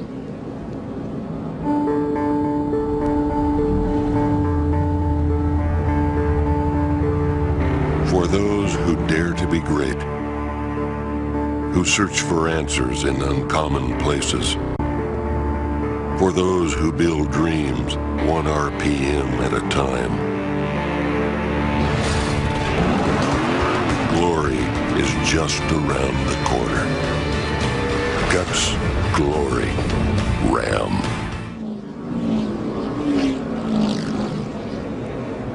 We continue under caution, our second of the night. Why are we under caution? Let's look back at what happened coming off the corner. And you see, Wally explained it earlier. You see Kurt Busch, all of a sudden he's like, okay, I'm tired of riding here. I'm going to make something happen. And he creates that middle lane coming through the throttle. As we get down to turn 1, he sees that opening right there. You see, he puts himself in position. And just like Wally says, you lose that air. And the car goes in. You see him touch the left rear of the 43 up into that. There's another angle that we have of this, and the thing is, when you see these guys wreck in front of you, even though these guys aren't bump drafting and they aren't running like that anymore, there's multiple wrecks that happen here. We see the 43, the 51, and the 21 get together. Then, in another shot, we see the 42 all but spin Denny Hamlin down across the flat. And then, as you see these guys right here, these guys get together, and you see them go up. As they come around, right here, you see the 42 into the 11, sends 11 down across the flat. Right back out of this shot a little bit, there's the 47, and those guys, they check up, all run into each other, and they're up dragging against the wall. So that one little incident from Kurt sticking his nose in that one hole where he thought it was affects probably 7 or 8, maybe 10 race cars and affects their night. 3 wrecks, but 2 didn't happen. Two didn't happen, exactly. And the save of the night right now goes to Denny Hamlin, Matt. And his concern early on, after you saw him go down and hit the apron and the sea of sparks from the tailpipes, he told Darian Grubb, you're going to have to check the splitter. I hit that, as well as possibly some damage to the left rear corner. They looked at it from our various camera angles, as well as from the spotter stand with binoculars. They feel like, at this juncture, the car is okay. They don't want to take a chance and give up track position to pit. So he's going to stay out, restart in 10th. You can see the damage to the left rear. And that's probably from the banking. From when he got turned sideways and he got on the bank, got on the apron, it hits. But the splitter is the problem. This right up here, that splitter. That looked good. Thanks. You have to have that thing right down on the racetrack when you're at speed, and that's what really creates the stick on these race cars. And when you damage that, if you start getting air underneath that splitter, then the car won't turn. And you'll go right to the back. So it looked pretty good right there, though. And let's not forget, Denny Hamlin, sore back, didn't practice the car on Friday. First time he got in it this weekend for 2 laps of qualifying yesterday. With the green flag in the air as we complete lap 95. Front row, Matt Kenseth, Jeff Gordon, Kyle Busch, Greg Biffle on row 2. And Kenseth has taken the outside lane. That's good for him because it puts his old buddy right behind him, Greg Biffle. Green flag back in the air in the Coke Zero 400. That'll be interesting to see if they can clear and get down the bottom, especially they want to get back to the bottom. They don't want to stay on the high side. And everybody bailed on them, too. Yeah, and they're the only 2 guys that have come from the outside and got around those guys. But I'm going to tell you, they've got Jeff, and Jeff's been up in there right in the mix, and you've got Kyle Busch, who's been up there right in the mix. What's that all about? There was a little contact there. Saw some smoke. Holy cow, that was it's a lot of contact. He looks like he drove up and did it, just turned up there. Yeah, it looked like he went up there to side, but which obviously left Jeff hanging out there, and now you've got the 16 and the 17 of Matt Kenseth exactly where they want to be. The third of the Roush Fenway organization, Carl Edwards, now the point man in that outside lane. Dale Earnhardt Jr. right behind him.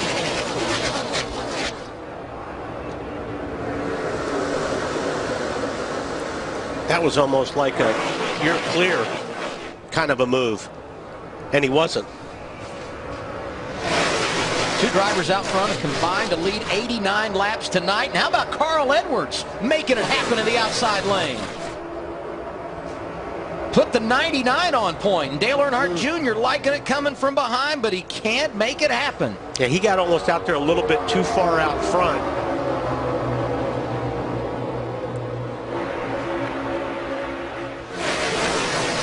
He didn't have the help when he needed it. It wasn't close enough.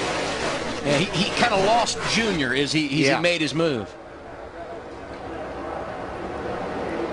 Yeah, he got a good push, it seemed like, up there, but he couldn't do anything with it. Man, that bottom is strong, though.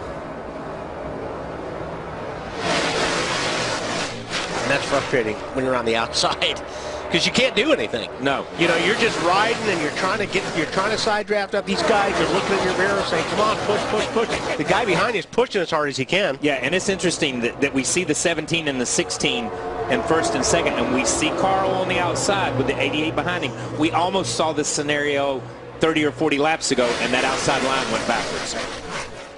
From wide open race coverage to VIP experiences, Coke Zero doesn't settle for just watching the race. Coke Zero helps you enjoy everything about race day.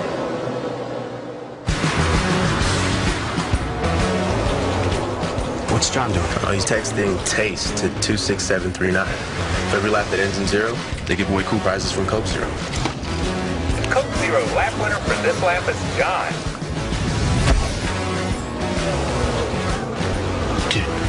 Is that John in the pits? Look, right there. I can't believe this. Look. John's up there with the spotters. What? Look.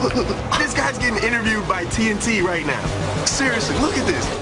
Is that him in the crowd? They are bringing him Coke Zero. This guy's got it all, man.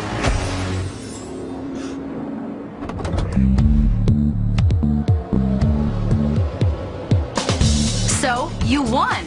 Which means you get to have it all, huh? The ultimate fan experience and Coke Zero. Well, you have something I need. Of course. Real Coke taste. And 0 calories. That's right. Why do good things always happen when Coke Zero's involved? Drink up, boys. Coke Zero for you. And congratulations to Patricia. You are an at-track winner in the Lap Zero promotion. Your chance to win a Coke Zero lap. Text TASTE to 26739 or visit CokeZeroLap.com. Let's send it now down to Matt Yoakum. And Jeff Gordon on the bottom, third in line in the 24 machine. Now, it's been 18 restrictor plate races since his last win, which was October of 2007 at Talladega. We told you earlier that this is when Gordon really needs to make his push to try to lock down one of those wild card spots. The only way he's going to be able to do it, Ralph, by starting with some big wins, especially right here at Daytona. Well, Matt, right behind him is Kyle Busch, another one of those guys fighting for a wild card position. He's had a really good race car tonight. Just took 4 tires and fuel that last round of pit stops. His biggest issue has been the radio. Turns out it was the spotter's headset that was causing them the problem. They did get it fixed, Chris. Well, the 51 had to come to pit lane multiple times to try and get that car fixed. They fixed the bodywork. They tried to get the camber and the toe settings back to pre-race conditions, but the big problem with that car is an upper A arm is bent. The car wandering all over the racetrack. Kurt not able to keep up with the pack. Marty? Well, Chris, it's been an interesting week for Carl Edwards after the mistake on pit road, not coming in under caution, staying out, and having to pit late at Kentucky when they had a top 5 car. What he called an a hastily organized meeting came together this week. He told me the focus for the team has really changed. He said the next 9 weeks we have to have no mistakes and we have to act like a championship team to put ourselves into the chase. He told me tonight we'd love a win, but we can't afford a 30th place finish or worse, Larry Mack. Marty, I've been watching our reigning champion, Tony Stewart, in that 14 car. Remember, qualified second yesterday, but in post-qualifying inspection, his time was disallowed. He started at the rear of the field. I think Wally and Kyle are well documented. Tony elected to stay at the back, but until that caution came on lap 81, he had basically lost the draft. I think Smoke has decided being up front, near the front, as he cracked the top 10 may be the best place to be. And he's the only driver right now in the top 10, Larry, that pitted at lap 92. Everybody else stayed out under that cycle of pit stops under caution. Yeah, this is another good shot. I've been watching it. I don't see it now, but he had one of his gauges was turning red quite a bit. But it looks like he's got it cooled off now. But yeah, he looks like he's got a very strong car. It looks like the 18's awfully strong too. These 2 cars look like they're pretty anxious to get something done. You can continue to watch the progress of Tony Stewart as we thank our sponsors for wide open coverage on TNT. 103 of 160 laps in the books. If you're one of the millions of men who have used Androgel 1%, there's big news. Presenting Androgel 1.62%. Both are used to treat men with low testosterone. Androgel 1.62% is from the makers of the #1 prescribed testosterone replacement therapy. It raises your testosterone levels and is concentrated so you could use less gel. And with Androgel 1.62%, you can save on your monthly prescription.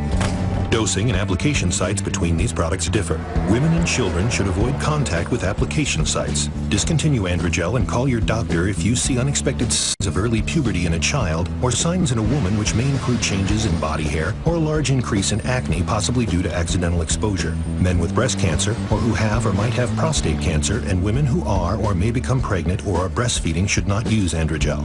Serious side effects include worsening of enlarged prostate, possible increased risk of prostate cancer, lower sperm count, swelling of ankles, feet, or body, enlarged or painful breasts, problems breathing during sleep, and blood clots in the legs. Tell your doctor about your medical conditions and medications, especially insulin, corticosteroids, or medicines to decrease blood clotting. Talk to your doctor today about Androgel 1.62% so you can use less gel. Log on now to androgeloffer.com and you could pay as little as $10 a month for Androgel 1.62%. What are you waiting for? This is big news. Yeah, as we went to that branded content there, I want you to notice that the 99 car, who had been being pushed by Dale Earnhardt Jr., finally found an opening and got in between the 24 car of Jeff Gordon and the 18 car of Kyle Busch. Now, at the same time, now the 88 car is leading that outside line. And granted, he's not made any progress on the leader, but I want you to, something to pay attention to. He's not lost anything on the leader. They've not just drove away from him. He's got the 14 car of Tony Stewart right there behind him. That 88 car is pretty fast right now. And when you look at success at restrictor plate tracks, 88, 14, both seem to find their way to the front. You know, he was pushing the 99 car, Carl Edwards, and there just got to be enough of a gap right before we went to commercial there that the 99 jumped down and left him hung out. Now you see, that's Tony getting right up next to him. You know, earlier we're talking about how he was lifting the throttle. We said he's got a lot more race car left. He's showing what he's got right now. When you could push the 88 or push anybody past 3 or 4 cars going down the back straightaway, you've got a lot of race car. Yeah, and then Tony has to get off of him so Tony's car doesn't overheat. But you saw how much room they made up right there. The 88 car goes from being 5th or 6th in line with the 14, and now the 14 will try to run up and catch back up to him. One thing I'm noticing also, it's becoming 3 lanes again. Yes. A lot of these guys, you're seeing some guys in the back using that real high lane as well. So it could get awfully busy up here in a minute.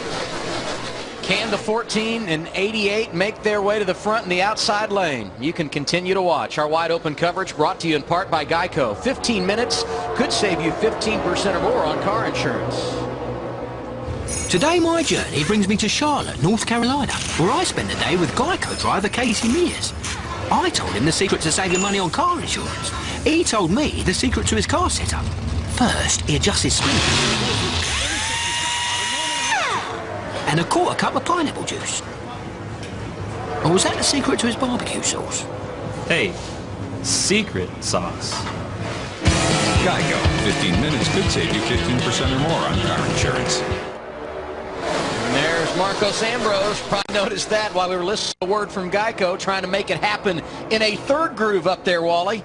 Yeah, and that's when things start getting pretty hairy out there. Is when you've got those 3 grooves like that, you're on a little bit older tires, and these cars are moving around looking for air. That's when you start seeing a little bit of contact. So you could tell we're getting closer and closer. I mean, we got 50 laps to go, but everybody's a little bit, they want to get to the front a little bit more now than they did earlier in the race. So Kurt Busch, involved in an accident, has taken his car to the garage. Brad Keselowski had problems on pit road earlier, Larry, but they're doing a nice job in the top 15. Yeah, and they're actually making a 3rd groove work. He's getting a push by David Rudiman in that 10 car, and Brad Keselowski actually was one of about a dozen or so drivers that made a pit stop on that last caution about lap 92 or 93. But the scenario, the drivers that stayed out, and there's about 12 to 14 of them, they're going to have to stop here the next 10 or 12 laps, but every driver will have to make at least one more green flag pit stop. You don't want a mistake on that stop because it might be your last one. The only drivers in the top 10 right now, Larry, that came down under that last caution at lap 92, Tony Stewart, we documented earlier, is 7th, and Ambrose, who is 10th. And that will continue to ebb and flow as we complete laps. Brad's making that really high groove work a little bit. I mean, he's just going where they're not right now. But he, not so much in the corners, but when he gets down and when he gets on the straightaways, he's making up some ground. You look right here. I mean, he just goes past Casey Kane, making a pretty big run. I can't tell who that is, if that's Jimmy Johnson. Yeah, it looks like Jimmy. Jimmy kind of pulled over to kind of say, okay, if you come this way, I'm going to jump out in front of you. Hey, he lost it all in the corner. Been a little bit of a tough night for Trevor Bayne. Boy, he looks awfully right loose. now. Sorry, Adam, but boy, that time he looked like he had his hands full going through the corner. Yeah, and he's got that right rear torn up on the 2 car, you know, from as far as side force. So I bet that wrinkled quarter panel and the way that thing was driven down on that right rear corner can do 2 things for you. If you knock that right rear corner down, that spoiler's not in the air anymore, so you're going to haul the mail down the straightaway. That's exactly what he's doing. You're going to haul the mail down the straightaway, but when you get to the corner, you're going to take a double handful and try to get that thing turned. TNT's wide open coverage brought to you in part by Geico. To see how much you could save, call Geico at 1-800-947-AUTO or go to geico.com.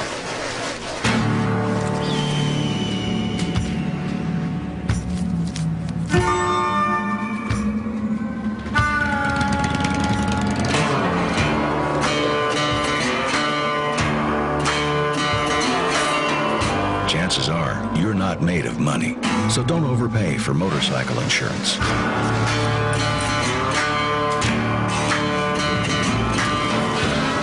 Geico. See how much you could save.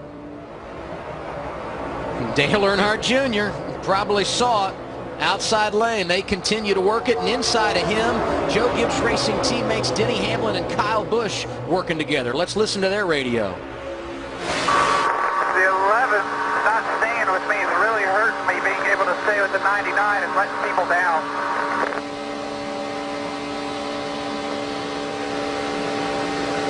I'm not sure what he really meant by that. But, yeah. You know, again, you know, if he's talking about distance in between the two cars, I mean, I think all these guys have to because they're running so hot right now. That's right, and I don't understand what he means by not staying with him. I mean, Denny's got a car length in between him, and he's modulating that one car length to a half car length back to a car length. But, I mean, there's nowhere for these guys to go. As he goes up the middle. Yeah, he's had enough. Yeah. But there was nowhere for Denny to go. Right. I mean, Denny was doing everything he could to be behind Kyle and help him a little bit. The middle used to be a big problem at Daytona. We'll see how it pays off here for Denny Hamlin as he shuffles out of line. What's up, Matt? And Denny making a good move around Dale Earnhardt Jr. now powering to the outside. After the first run, he told Darian Grubb, you are going to have to tighten up my race car. Absolutely way too free to run up in the middle of the pack. That was another reason why he dropped back. And KP and Wally, you talked about that all weekend. You've got to have your car at a certain balance because when you get back, you lose so much air on that rear spoiler. Yeah, the further you're up in the front of this group, the better your car's handling. There's no doubt about it. The best cars on the handle right now are the guys that are running single file on the bottom. Exactly, and all that move that Denny just did, all that he found out about that was, A, the middle's not going to work for me right now. I lose a position, and it screwed up Dale Earnhardt Jr. and the 14 car of Tony, who had been just barely working that outside, not really losing anything. But you see the 88 and the 14, they're all the way back here in the outside line now, 4 or 5 deep. But also it gets to the point where we were talking about earlier where we're getting towards the race where you just start taking. Yes.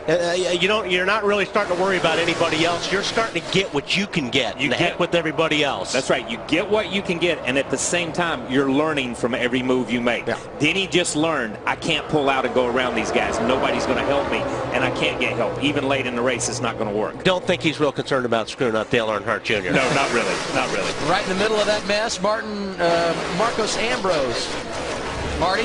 Yeah, Adam, talking about a guy taking all he can get. Started in the back tonight. That unapproved change for Ambrose earlier was actually the bracket that holds the window net in that attached it to the roof line. It broke. They had to weld a new piece in and then had to roll it back out on the line. So that's what happened with Ambrose. Has made his way from the back to the front. And while he's doing all this with a transmission vibration, they checked it earlier. They said, not much we can do with it. He's living with it, still making his way to the front. Very impressive night for Marcos Ambrose. 116 laps complete. Matt Kenseth, Greg Biffle have led 109. Now for a few words from Dale Earnhardt Jr. and Casey Kane about a special program at Goodyear.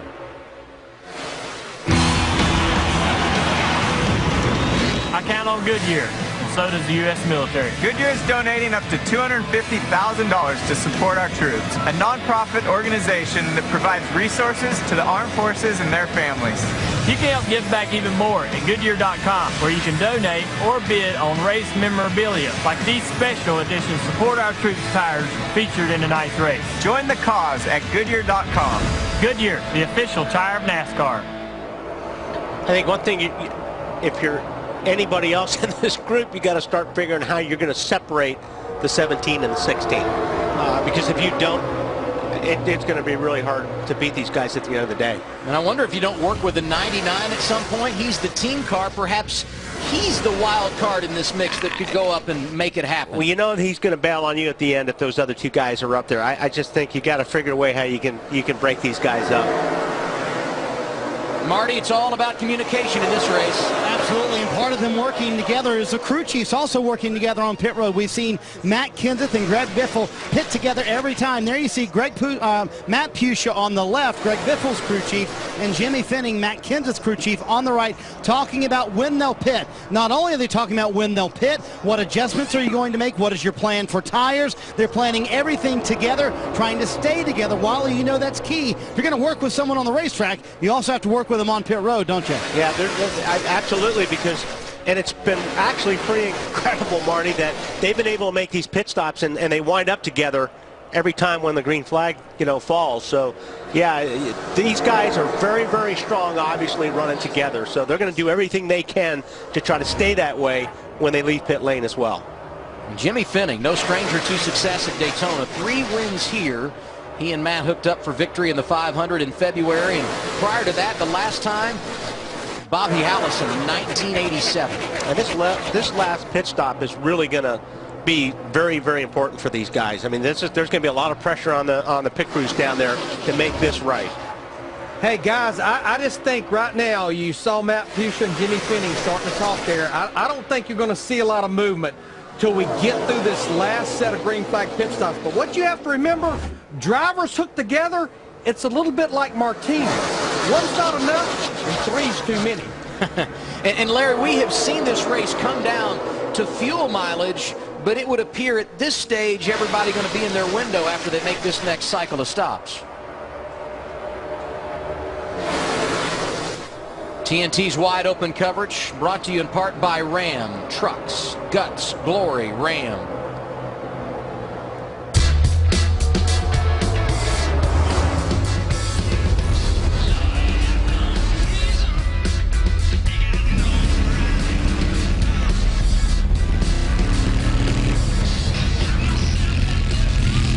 The Ram 1500 Express. It says a lot about you. In a deep, Hemi Rumble sort of way. Guts, glory, Ram. Last time race leader Matt Kenseth came down pit road, lap 82. We're at lap 121 right now, actually working lap 122, so it won't be long before he and others have to come down the pit lane. Tell you, Denny Hamlin has not really lost much ground since he moved up to that outside lane. Now you see he gets a good run, like off a 2 there. He got a good run, but McMurray was too far back in order to help him down the back straightaway on the draft, and it seems like it's hard for these guys to just lock in. It's like earlier we saw somebody give another guy a shot, and he got a great shot, and he passed 3 or 4 cars, but the car wasn't behind him to stay there to help pull it off on draft wise. So you're just not making any ground on that inside lane. No, not making any ground. And the thing is, as we look at those first 4 cars, back to the 99, first 5 or 6 cars, back to Marcus Ambrose, these guys are being incredibly patient. I mean, they're just there. They're not getting off the bumper in front of the car in front of them. They're not weaving to the left, weaving to the right. They're just there. Everybody will jump out in that outside lane back about 7th, 8th, or 9th, and they're trying to make something happen, but they're not gaining on anybody. Little dicey here as they go around the lap car. Damage machine of Landon Castle. I'm going to give a call to your man once again. Bill Elliott hanging tough. Debut race for Turner Motorsports. They compete in the Truck Series and the Nationwide Series. Never been at the Sprint Cup level. And oh, Mr. Elliott making it happen for him here this evening. He is scored right now in the 14th position. Who was that got loose? Man, he was the 3rd car in that outside lane. Casey Kane, maybe? That thing got a big wiggle. Was that Tony's? No, that was Casey Kane. You're right. Yeah. Ambrose doing a nice job hanging at the front. Hey, guys, I think you may see some drivers stretch it a little further on this run right here. Even though we're within the fuel window, I think we got trouble, Larry. They're coming to the tri-oval. A number of cars involved. Still spinning. Jimmy Johnson, Jeff Gordon on the grass, Regan Smith, Michael Waltrip back up through the groove, and there's Bill Elliott as well. Yeah, and Jeff Gordon and those guys were up in the 4th, 5th, and 6th positions. So this thing, obviously, it may have started back a little bit, but it carried its way all the way to the front. Jimmy Johnson completed 1 lap in the 500. And better in that category tonight, but similar situation to what we saw then. Yeah, Jimmy got turned into the outside wall and hit head-on in the 500, and here he's got turned into the inside wall coming out of turn 4 here, and it's a softer, it's a soft wall, it's a softer barrier, so that's a plus, but still, that was a hard hit.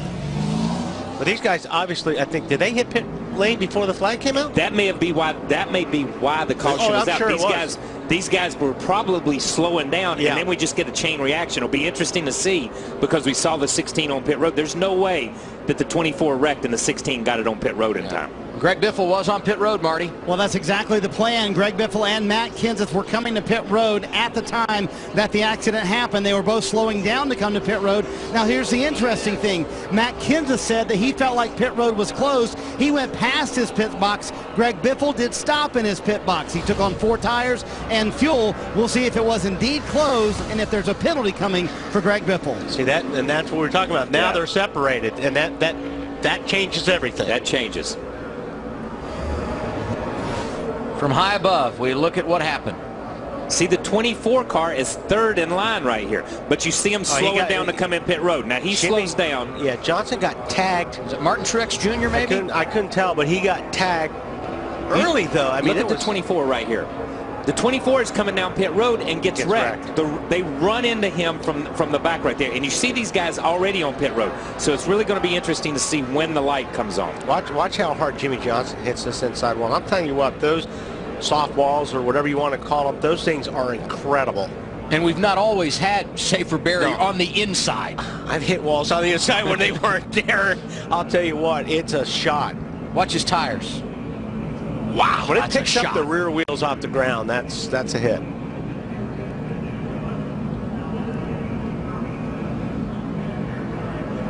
Jimmy Johnson, 3 restrictor plate races this year, and it appears he will get his 3rd DNF here tonight.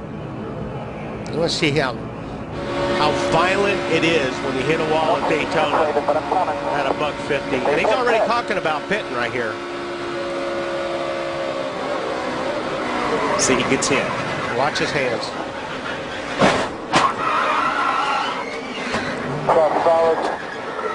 Yeah, he rode it all the way in the wall. Yeah, he did. Yeah, he did. Who's the idiot? On board here with Greg Biffle. Now watch Chef Gordon, like I was saying.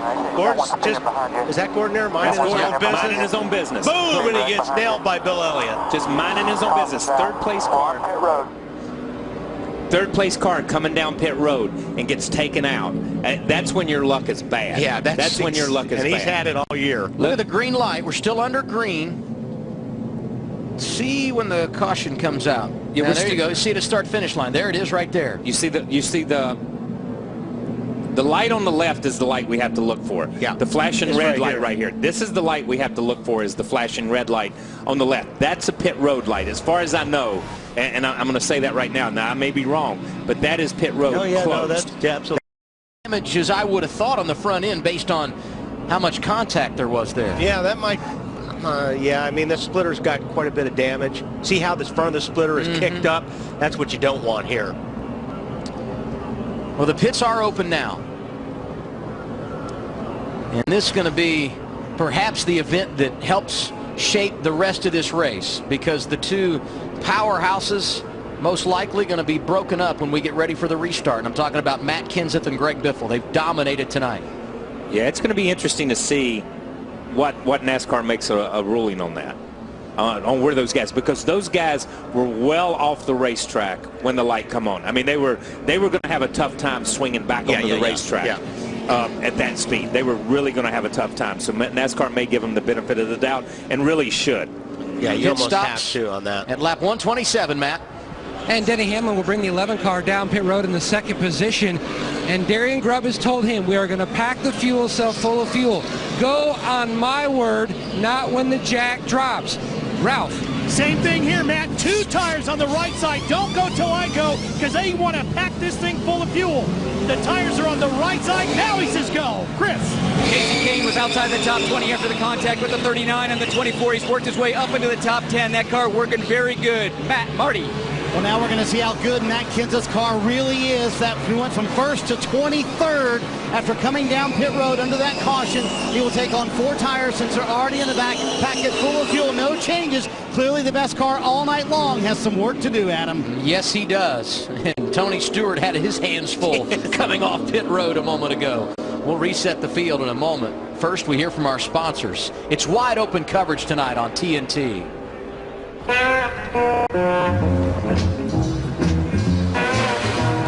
You've reached the age where you don't back down from a challenge. This is the age of knowing how to make things happen. So why let erectile dysfunction get in your way? Talk to your doctor about Viagra. 20 million men already have. Ask your doctor if your heart is healthy enough for sex. Do not take Viagra if you take nitrates for chest pain. It may cause an unsafe drop in blood pressure. Side effects include headache, flushing, upset stomach, and abnormal vision. To avoid long-term injury, seek immediate medical help for an erection lasting more than 4 hours. Stop taking Viagra and call your doctor right away if you experience a sudden decrease or loss in vision or hearing. This is the age of taking action. Viagra. Talk to your doctor. Things starting to get interesting down the stretch at Daytona. Just over 30 laps to go. We'll get you ready for it when we return. Bringing you round 18 in 2012 for the Sprint Cup Series. We're under caution for the third time tonight. And there's a pretty good discussion going on down on pit road between the 16 team and NASCAR based on when did Greg Biffle get onto pit road and should he have been allowed to come down, or was it closed? Well, if you look at it right on the line right now, and basically they pretty much have committed themselves. You see the light right over here is still green. So they peeled off the racetrack. They've already slowed down. They're already going through the gears. I would have to say that, you know what, you're pretty much committed. Like you said, Kyle, yes. It's pretty hard to come back up on the racetrack at this point. Yeah. Guys, the bottom line is, though, we've been through this before. There's the commitment cone there, and it lines up with those lights. And if that light's red and you're not to that commitment cone, you're entering pit road too early. He could have went down pit road as long as he didn't stop and make a pit stop. Exactly, and that's what the 17 did. The 17 just went through and never made a stop. The 16 did stop and have decided to challenge it. And I understand. I give NASCAR credit. I give NASCAR credit for saying, okay, that's a rule and we've got to live by it, come heck or high water. But we understand that you guys did commit. And there is the commitment cone that we were talking about. Yeah, and what we're saying is here's the light. Here's the light that tells you whether you can come down pit road or not. When you get in this zone right here, like we saw some of these cars do, in this zone, it's hard to make that corner and get back out on the racetrack. And that's what I was saying. Here. Yeah, but what I'm saying is by the time they got to this point and had committed, we saw Jeff Gordon get knocked over into this area of the racetrack. So I mean, there was so much stuff happening at one time. But if you just go by your rule, and that's what NASCAR's doing, is going by their rule, then they're right. 16 car going to fight their case, probably going to lose it. In fact, you see him going back here, but Matt Kenseth came down once pit road was open. Both those guys have 4 tires. In a way, it's worked out. They work better together than anybody, and now they'll be together. If not, they've been split up and been very difficult for them to find themselves in the draft. And there's Matt Pucia, the crew chief. And it's hard to believe. It was about a year ago that Matt Pucia and Greg Biffle got together as a driver-crew chief combination. Similar backgrounds at Roush Fenway Racing, and they've made it work. Larry? Talking about that pin in the hand grenade, I think we may be close. Yeah, I was going to say it's a little bit. They can get to the front. There's no doubt about it. There's, what, 30 laps to go. Tony Stewart, Kyle Busch on the front row for the restart. 30 laps remaining.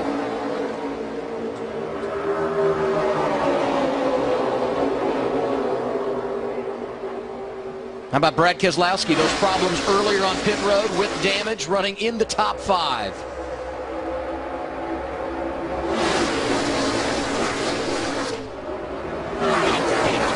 Let's go down to Ralph Shaheen. Well, Jimmy Johnson is out of the care center. He's talking things over with crew chief Jack. Now, Stu, that was a hard hit. Are you okay? Yeah, it wasn't too bad. I mean, my angle at the wall was pretty forgiving, to be honest with you. So I prepared for the worst. I'm sure the in-car had a nice cool shot of me buckling down ready for impact, but wasn't all that bad. You know, the car unfortunately is destroyed, but you know, we're just not having the best of luck on these plate tracks. It's unfortunate. Is that all about getting to pit road? Yeah, that was. I'd waved coming down the back straightaway and through 3 and 4, motioning that I was coming to pit road. As soon as I checked up to hit the brakes, somebody got me from behind, and around I went. Next up for Jimmy, a triathlon tomorrow in Charleston, South Carolina. Oh, man, I'll tell you what. They're itching for a wreck right here. Yes, they are. Saw Eric Almirola getting a little bit out of shape. Right in front of him, Paul Menard, drafting with Clint Boyer. Keep watching as we thank our sponsor, #NASCAR. Once you hear it first and see it instantly from insiders, it's twitter.com/#NASCAR.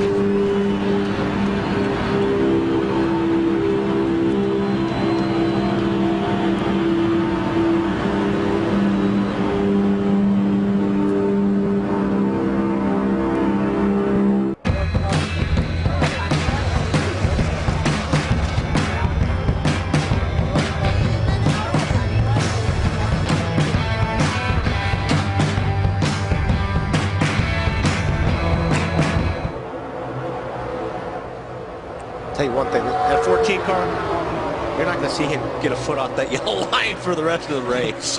Tony Stewart qualified second yesterday. His time was disallowed. He had to start 42nd. He's been very patient tonight. And here we are, closing on the end, and the man who has won this race 3 of the last 7 years, dragging him around. And he's got a good car. We saw that when he was pushing his way up through the front. Yeah, we saw him running behind Dale Jr. And they were good. They were good together. They could maintain on the outside, and you just knew if the 88 of Dale Jr. or Tony got to that inside and were anywhere near the front, they were going to be tough to get around.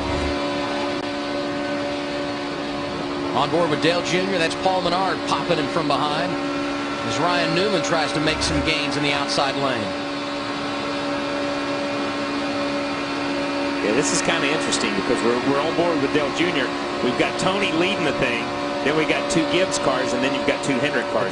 This is the frustrating part of the race because you can't go anywhere. Can't go anywhere. You know, if you came out in the top 5 or 6 after the pit stops, you're in good shape. But if you're in the back, you can't go anywhere. You can't go anywhere. And these top 5 or 6, just like we saw in the last run, they don't want to go anywhere.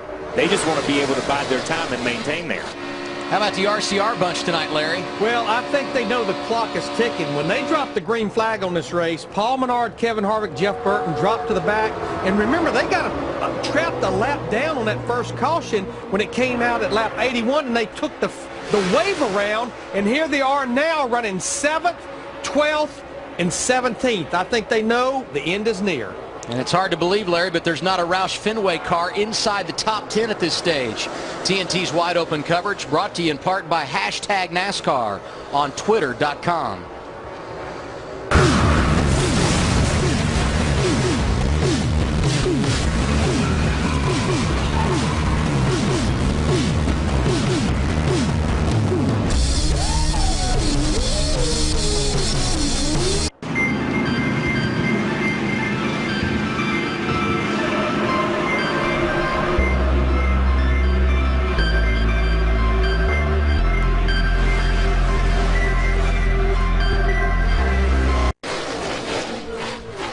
Keeping an eye on Matt and that 17 car, as strong as his car was most of the race, he got up, I think he's up to 10th or 11th right now already. It's going to be interesting to see if he can get back to the front without Biffle. And Biffle, by the way, is scored in the 17th position. They got split up on a cycle of stops under caution a little bit ago. And outside of that, they have absolutely dominated this race tonight. Let's get a thought from all of our pit reporters as we go down the stretch. We start with Marty Snyder. Adam Tony Stewart, so impressive tonight. He's been working that high line for most of the evening.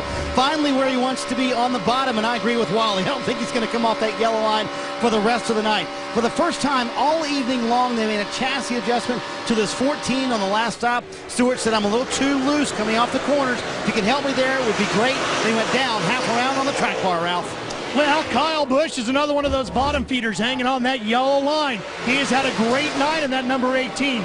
No problems with the car outside of that radio issue at the very beginning of the night. They put right side tires on this last pit stop. The only other thing, he asked the crew to take a look at the right front tire. It's good, Chris. He's hammered down. Ralph, Casey Kane sitting 4th right now. He had a wild first half of this race. He had that contact early on in pit lane, right damage to the right front fender, and then that car overheating. They had to add water to it. But in the second half of this race, he said he's having a much easier time maintaining the temperature in the 5, and it is running strong. Matt?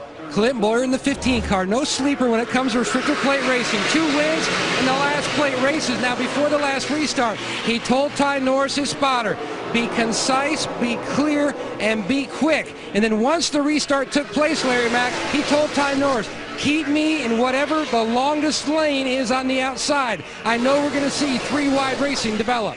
You know, the driver I've been watching, he's right there in the middle of that one car, Jamie McMurray. Started back in the 26th position.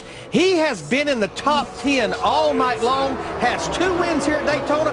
This is one of the first races, though, at a restrictor plate track that I think McMurray has elected to run at the front most of the night. Remember I said about 16, 17? Yeah. Disregard that. Disregard that. Because here they come again. Here they come, and I mean, they have come fast. I mean, the 17 worked into a position by himself and just was there, and as soon as he saw the 16 coming, jumps out, makes it 3 wide. And these are the only two guys, let's reiterate this, the only two guys that have come from back in the pack and made that outside lane work.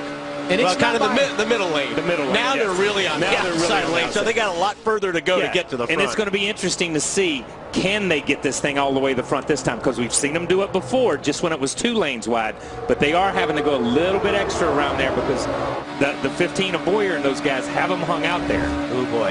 And give a nod to their spotters, who no doubt have had a lot of communication going on to make sure they could hook up once again in the draft, Marty. Now watch him get a shot right here. Biffle was right on the bumper.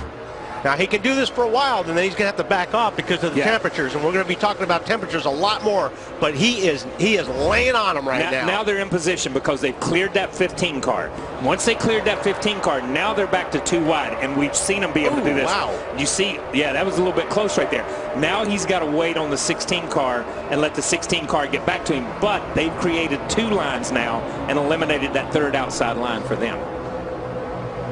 Greg Biffle right with him, Marty. It's kind of ho-hum when you're riding up front, but it's exciting when you're cutting through the field like these two guys. They're literally cheering inside their pit box. Biffle just came on the radio. He said, "We're coming back, baby. We're coming back." This has got to be fun. I mean, you don't want to drop to the back and have to earn it the way they have, but once you rally back to the point, man, it must be satisfying. Marty, Larry, this is so much like what we saw in the 500. Well, if you remember, it was Greg Biffle. He ended up finishing 3rd in the Daytona 500. He pushed Matt Kenseth to the win. He was scrutinized because he didn't try to win the race. He was just trying to make sure a Roush Fenway driver won the Great American Race in February. He's got to be careful, though, I mean, he's giving Matt a good shot, but he's leaving such a gap in between.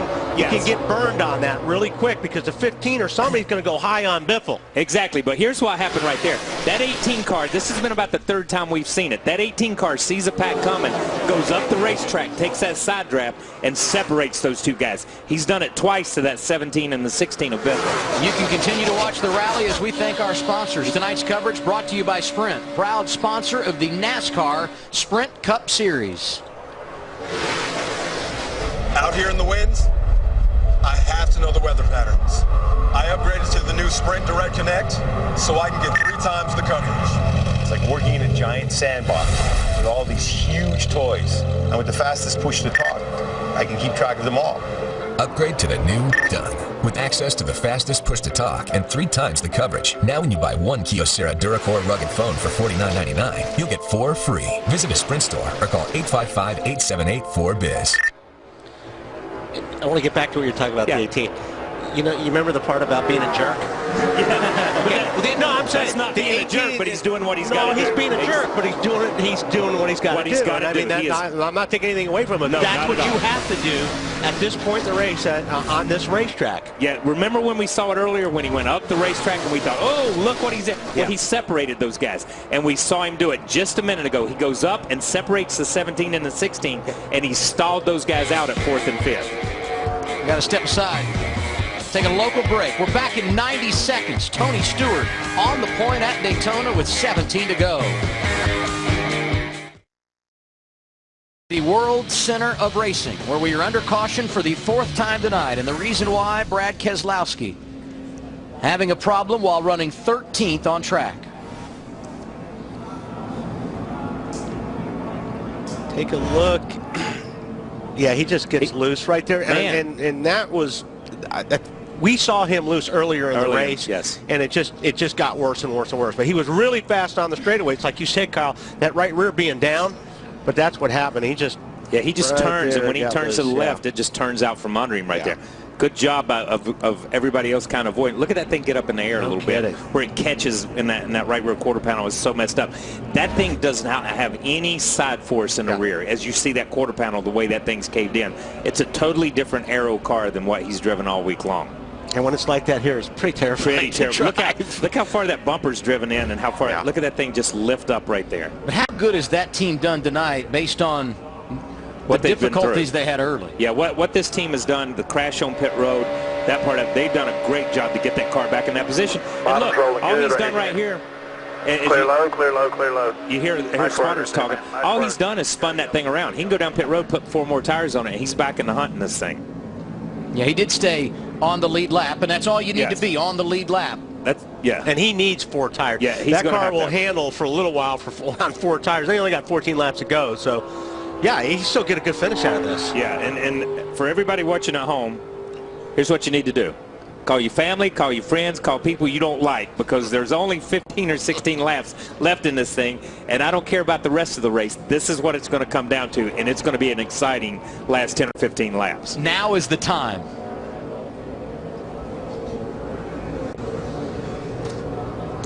Learn more about the Toyota Tundra, the truck that's changing it all, at toyota.com/Tundra. Truckers know towing 9,000 pounds up a steep grade ain't good for your tranny. And when the heat's on, failure ain't an option. This truck's got a 6-speed aluminum tranny and a big old dedicated fluid cooler. So when it's cooking on the outside, this truck won't break a sweat.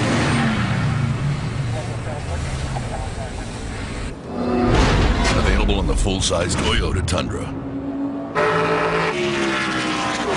That's it, Kyle. Let's go home. All right, guys, let's get out of here.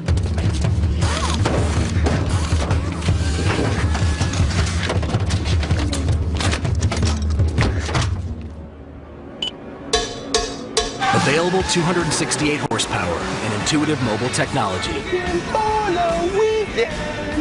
Introducing the reinvented 2012 Camry from Toyota. Down now to 14 laps remaining. It'll be 13 when they come this time by. This our 4th caution of the night.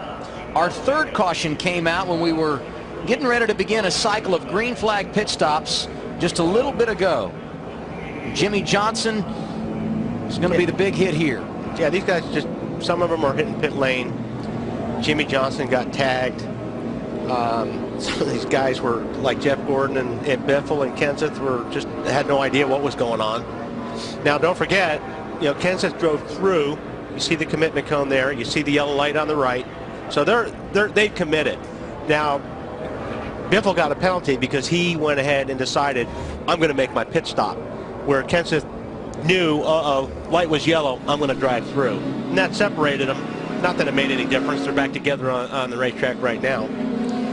Saving fuel right here. These guys, you see them cutting off. What do you see here, Larry? Well, guys, we started talking about it in the countdown to green. We've talked about it a lot. We've heard drivers talking about it. And it's watching the water temperature, the water pressure, the oil temperature. I have to say, probably shortly after we go back racing, there's no more worrying about gauges. There's no more worrying about water spitting out at the base of the right side windshield. We've not seen a lot of pushing, but I think we're going to see a lot of pushing and shoving here in these last 12 laps. Yeah, I think you're going to see a lot of water pushing out of these cars, too. So we're going to go back green as we have cleaned up our 4th caution of the night. Restarting on the front row, Tony Stewart, the race leader, Denny Hamlin beside him. In row 2, Kyle Busch and Casey Kane, another driver that's rallied from adversity tonight. Dale Earnhardt Jr. 5th. He's on row 3 with Ryan Newman.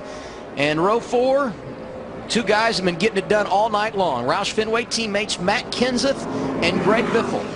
When the green goes back in the air, we will have 12 laps remaining, barring an overtime session. But that's certainly not out of the question tonight. If you just tuned in, your timing's great, because we're about to decide what happens in the 400-miler at Daytona. I suspect they're going to go 3 wide pretty quick here.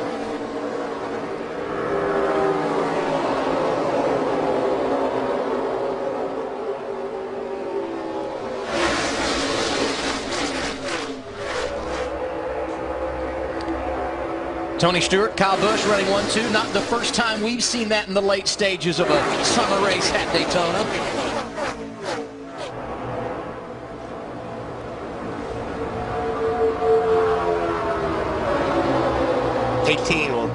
He'll make something happen here pretty quick. Yes, he will. He's not one for patience. Biffle and Kenseth still running side by side, 4 rows deep. They're not out of line and working together yet. They're just at a place where it's going to be hard for them to get hooked back together here with 10 or 11 laps to go, unless something big happens in the 16th. And you see Matt's moving up. Matt moved up. Matt cleared and moved up in front of the 16th. And I think Biffle just rolled out the throttle enough to give Matt some room so he could get up there. Yeah, and that's almost what it was going to have to be. It's going to be interesting to see when they start and jump out there in that outside lane. And they got to do it now. Outside lane. I was going to say, They're gone. They don't have a lot of time left. We got, what, 11 laps to go here. Yeah. So you've got to get it done now. Yeah. It's going to take them 5 laps probably to get even with it. Yeah. Larry said in Countdown to Green, he reiterated it a moment ago, when you get inside of 10 laps to go, don't worry about the gauges. Let's listen to the 18 radio. All right, but once you go back green, you can bump up your temp to 260 from here on out. I'd save it the most you could, but don't be worried about going to 260 from this point forward. They told him to shut off all of his fans. Don't worry about that temperature. Just let it all go. He's had a great race car. Kyle Busch is ready to go to the front, see if he can make a move and lock himself into a wild card position. And I think if Kenseth and Biffle will get past whoever that guy in the middle and they get down, now they'll make some ground up. But when they were way up on the outside, it's just that. We talked about it, that's a long way around this racetrack. It's hard to make up that ground. Yeah, and they wasted almost a whole lap right there. Now this is 10 to go, but they wasted almost a whole lap right there. 9 laps to go this time around. Keep an eye on the 18. If they get to the 18, I'm really curious to see if he starts going up the racetrack again and trying to do that side draft deal, try to separate them. And just basically break their momentum. Yeah, and like I said, that's what you got to do. I mean, you know, you're out here to win this race, so whatever advantage you have, take it. If you're going to be successful at a plate race, you got to multitask. Look at that. Here they come again. That is big-time power. That's Kenseth huge. on the outside, getting a push from Biffle. They're trying to go back to the race lead as they come off the corner. And you saw Tony try to ease up there and get up next to that 16 and break that side draft a little bit, but it's almost like he waited too long to make that move to get up there. Yeah, and if they clear Tony, it's going to be over. That was a good move by Tony. Oh, wow, who was that? Denny Hamlin out of shape. Here's the big one. A number of drivers involved as they come down toward turn 1. Oh, wow, that was a ton. This is big. Man, was that Ambrose? Somebody hit a ton up there. That was big. Biffle got hit a little bit and got sent back across the racetrack into the 11 car, I think is what we'll see. Trevor Bayne, one of the drivers involved. And the second wreck of the night for him. Window net going He's got down. caught in 2 of them. That's a sign to safety workers that he is okay. Wow. Get out your pencil, because there's going to be a long list of competitors that had their night come to an end on this one. Joey Logano, Clint Boyer, among those involved. And there's the Boyer car. We said earlier, when this thing gets down to this stage, it's all take and no give, and that's what happens when you get to that place. Everybody's just trying to did not realize that the 18 car was in it. What a great night that Kyle Busch has had until this point. And he was the wild card leader coming into this race, was Kyle Busch. Watch the 16, yeah. Yes. And Hamlin just gets a big run. Got tapped. Did he get tapped by the 5? It was close. It's hard to say from that angle. It almost looks like he gets the 9. Look at the 9 car. Go back up the racetrack. Oh. Yeah, David Gilliland, impact. Dave Blaney, Martin Truex Jr.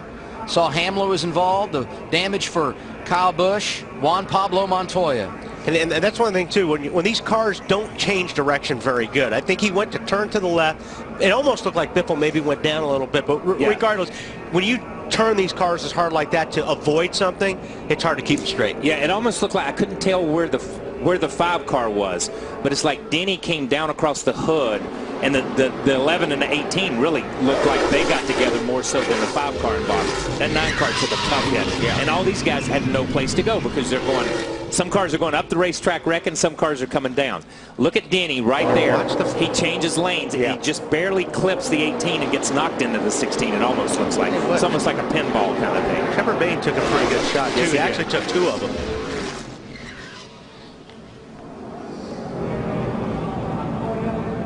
Casey Mears is another name that was involved that I don't think we've mentioned yet.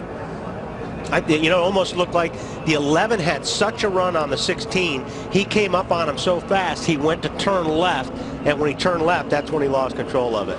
Watch what kind of run he has. What's the 11? You don't see the foul card, so 11. See, they hook right there. Yeah, that was a great angle. Yeah. That was the angle that told the story. Casey had nothing to do with that. It says 11 changed lanes. The 18 was there, and they just barely hooked. Tight here, see it sliding. And Denny had a run. He was coming. Paul Menard also with big-time damage. You see him there. What's up? Come check it out. I'm texting TASTE to 26739. Every lap that ends in 0, Coke Zero gives away cool prizes. Yeah, that's right.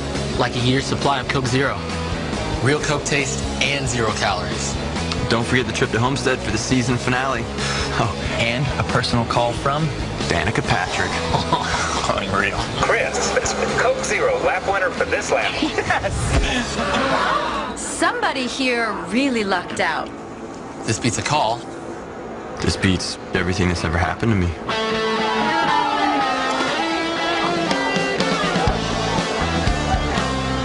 I know you're enjoying that Track Pass subscription Chris won, but you may be losing out on your spot to go with him to the Homestead race.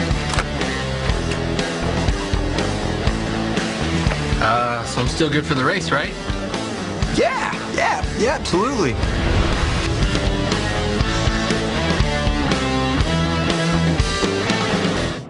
There you go, big guy.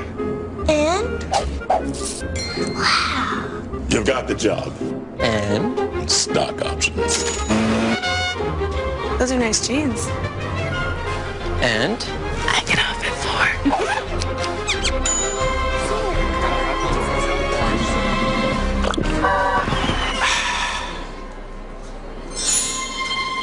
Thank you.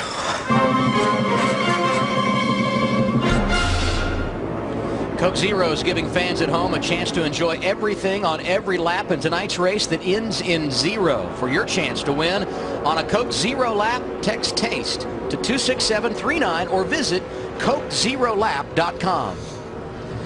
24 cars involved in accidents here tonight, 5 different cautions, 14 machines involved in this, our most recent accident. Talked about the hard hit for Trevor Bayne. Let's go on board with the 21. And watch the headrest do its job. Outside of 3, outside of 3. Easy. Come on down. I'm going to take another one here. Those headrests are so great. Hold the brake. I mean, they really are.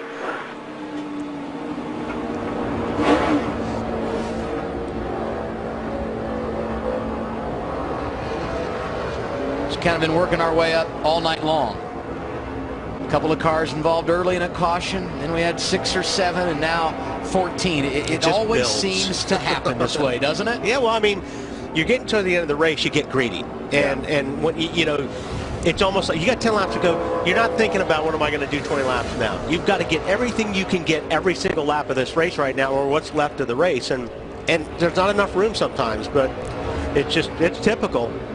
And so much of being successful is about anticipation, not just knowing what you're going to do, but trying to figure out what all the guys around you are thinking as well. Well, again, you have to. There's nothing you really can't think about it down the road. You're reacting to everything that's going on around you, and we talked about it earlier. You're just hoping that one guy doesn't make that mistake. That's going to take out you and a lot of other guys. That's what happened right there. Matt Kenseth leads this race. Tony Stewart, who started 42nd, is running in the 2nd position. Kenseth started on the pole this evening. Greg Biffle is 3rd. Casey Kane, who's had some issues tonight, finds himself in the 4th position. And Jeff Burton is 5th. His teammate Kevin Harvick is 7th. They played a little bit of a different strategy tonight. As soon as the green flag went in the air, they dropped to the back. A little bit of a different pit cycle for those RCR cars, but they avoid the big one, and now here they are in position. So we go 5 laps remaining.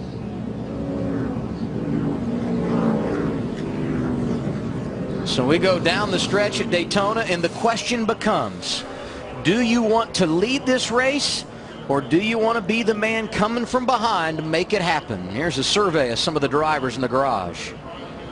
On the white flag, you want to be second. I think the slingshot's going to work where you can pull out and pass coming through the line. I think you want to be in second, and you want to be able to get that run. It depends on the scenario. You know, if you're in a tandem, obviously you want to be second.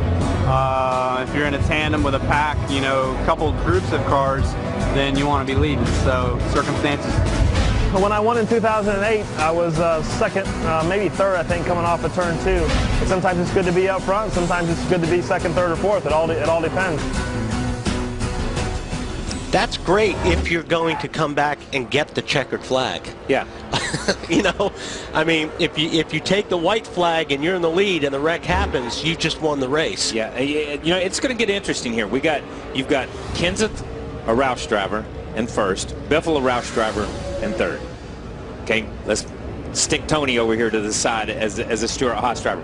Then we got Casey Kane in fourth, Dale Earnhardt Jr. in sixth. So here's team drivers. Now we got Burton in fifth and Harvick in seventh. They're team drivers. So out of the first 7 cars, we've got 3 groups of teammates. So it's going to be interesting to see how they pair up because they're all behind each other. You know what I mean? It's the way it's staggered. Tony being in there staggers things. Yeah, kind of, because he's kind of in the Hendrick umbrella. Oh yeah, You've got, no, I give you that. You've got but Kane, you know, right now I want to be Kenseth or Biffle. Oh, well, those guys just after watching this race yeah, so no far. kidding. Yeah. But if anybody can be the spoiler in this thing, it's Tony. I think Tony's one of the smartest restrictor plate drivers, and you've got Casey right there with him, and Casey's ready. And who can doubt what Earnhardt can do? I mean, we've seen this guy come from 10th or 11th to finish second or to win races seemingly from nowhere. So he did a tremendous job driving through that wreck down there a minute ago, just avoiding that. So it's going to be interesting with these guys. And you saw the results of our Twitter poll. Do you want to be leading or not? 51% said in the lead. 49% said they would rather rally from behind. Let me quandary this. Was it during the truck race or the nationwide race that the 13th place car won the race? That was the nationwide race in February. Okay, who's 13th right now? Quapple. I'm taking Travis right now. I mean, you don't know at this point in time. Ralph? Well, Daytona's been a tough place for Juan Pablo Montoya this year. Tell me about that incident. What happened? The target shape was pretty good. I felt the first had a lot of motor, so I had 2 guys had the 21 and 9 pushing me, so we're making pretty good ground there. And to tell you the truth, what happened, I don't know. Somebody wrecked in front of us. I lifted, I got spun into the fence, and then I got hit everywhere. You know what I mean? It's Daytona. Good to see that Juan's okay, Ralph. Been an eventful year at Daytona for him. We all remember the jet dryer incident in the 500. 1982, Bobby Allison won both the Daytona 500 and the Summer Classic here at Daytona. Matt Kenseth trying to do it tonight. Heard from Juan Pablo Montoya. David Gilliland has also been released from the infield care center. When they take the green flag, there will be 2 laps to go. This will not be one of NASCAR's 3 attempts at a green-white checker because we are still within regulation. And once we get the white flag, the next flag ends it, whether it be the caution or the checker. And again, we remind you about our poll question tonight on Twitter. On the final lap, do you want to be leading or not? The fans have spoken tonight on Twitter. 51% say they want to be the leader. 49% say they want to be the leader. 51% say they do not.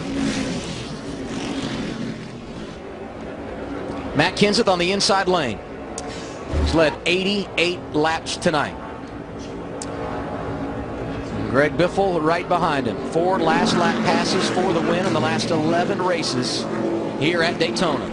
We'll see if we get one. Tony Stewart, no stranger to success at this track. He's won 3 of the last 7 summer races. Pace car is off. We're going green, and we're going to settle it at the World Center of Racing.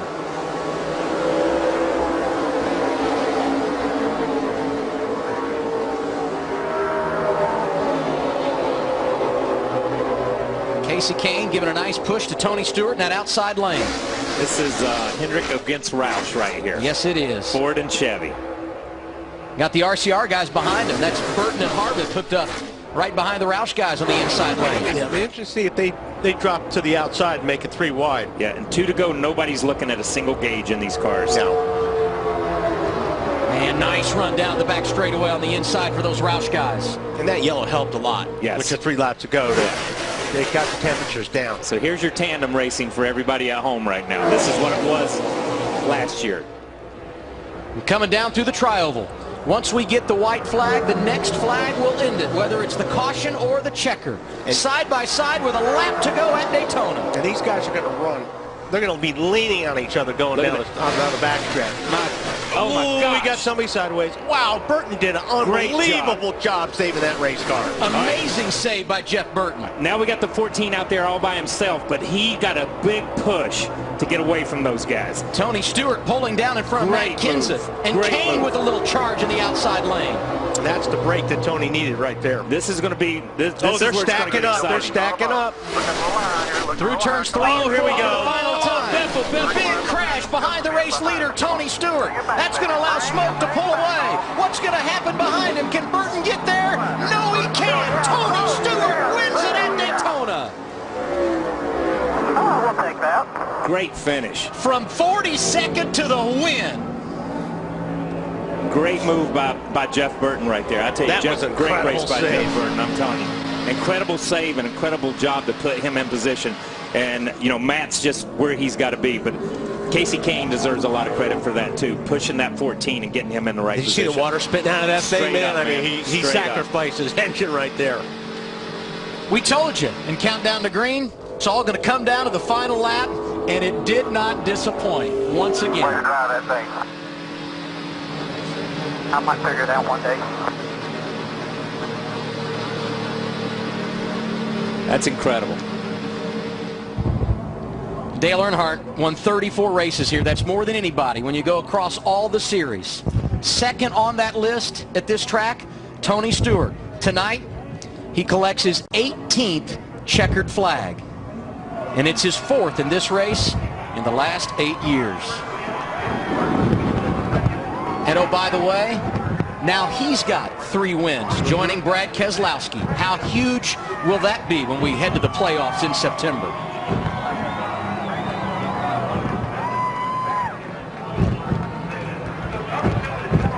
Did get a report that Marcus Ambrose, involved in that earlier accident, hard hit, has walked from the infield care center.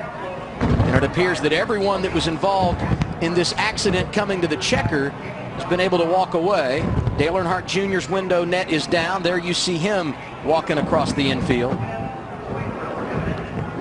Yeah, these guys won't even probably ride in an ambulance. That's what you got to do once you wreck if you can't drive your car back.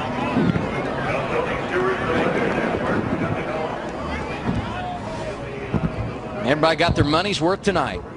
Now watch the 14 car. Gets a huge shot here. Watch this 17 go in the corner. He takes 2 handfuls. This thing goes down. You see him right there. He's got the 16 is leaning on him. Leaning on him, just leaning. And when they separate, that 14 car had just enough go to get around him, clear him, and pull over in front of him and block. And like you said, the 5 car gave him such a shove in 1 and 2 right there. And look at the 5 car coming. Yeah. Because the 17 and 16 had to hook back up again. And then as we get down in here, these guys are right on him. 17 wants to go up. He goes up. The 16's right there. He just... It looked like Matt comes down and gets into the 16 and knocks him down. How many times have you seen it at Daytona? Someone's coming to the checker flag and they're everywhere, scattering in the tri-oval behind them. I tell you, Harvick did a good job too, because Earnhardt was in the back of Harvick, actually turned Harvick down on the apron and just about had it saved. Yes. Earnhardt took a hard lick to the outside wall. He got turned to the outside. You see him right in the middle of the race. So did back Harvick. Into the outside again. Yeah, Harvick took a shot too. See the 29 go down? Yes. And then the 16 gets hit by the 17 and gets into Harvick.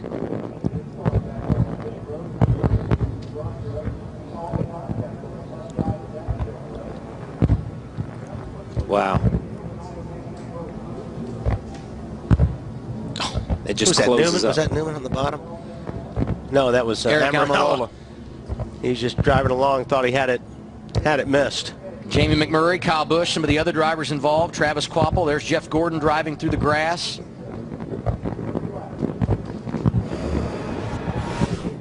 Tony Stewart will be glad to hear that everyone's okay after he celebrates in victory lane here this evening.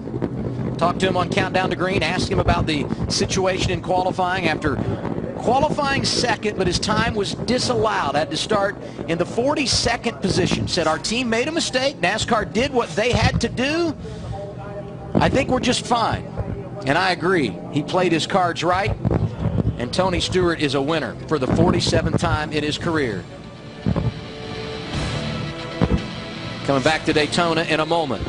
The Coke Zero 400 on TNT is cliched with the fireworks going off in the sky. The fireworks were on track, and now they're in victory lane to Matt Yoakum. Back in the season opening Budweiser shootout. Tony Stewart lost a heartbreaker at the finish to Kyle Busch.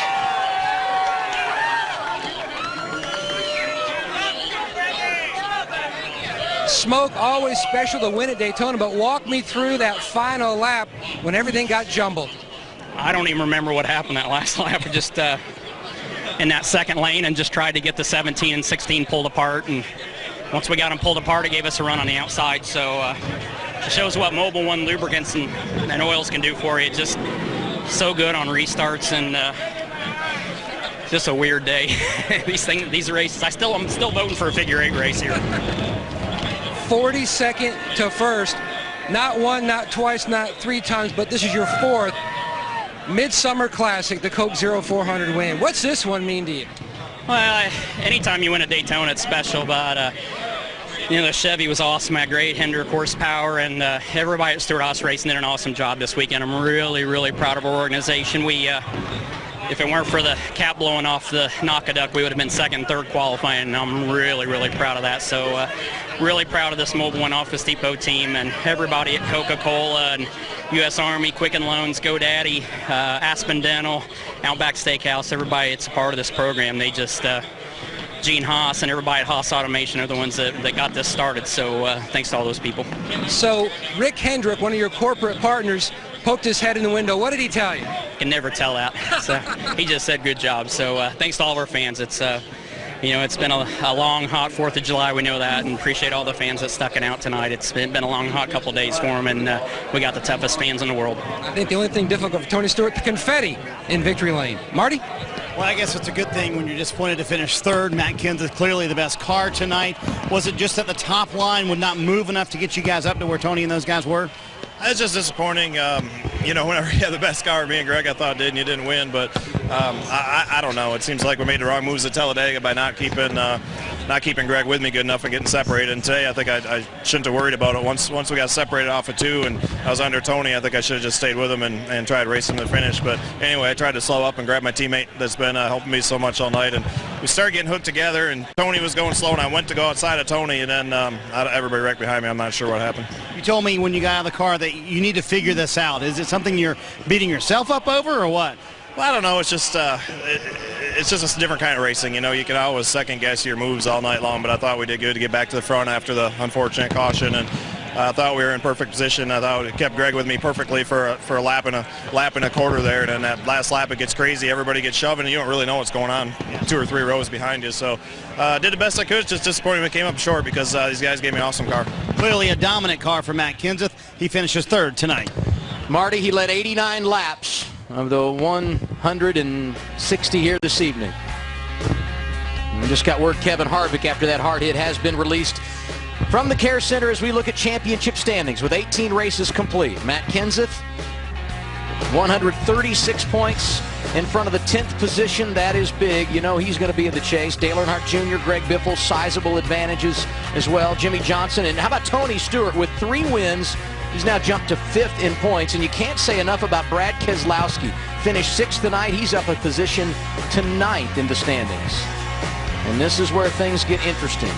Kyle Busch, number 1 in the wild card, and Joey Logano by 1 point in front of Ryan Newman as the 2nd wild card position. Casey Kane, 6 points behind. He's 16th after 18 races. Now to Ralph Shaheen. Well, we got Dale Earnhardt Jr. We're going to do this one live, too, by the way. Hey, tell me about what happened to you in that big incident.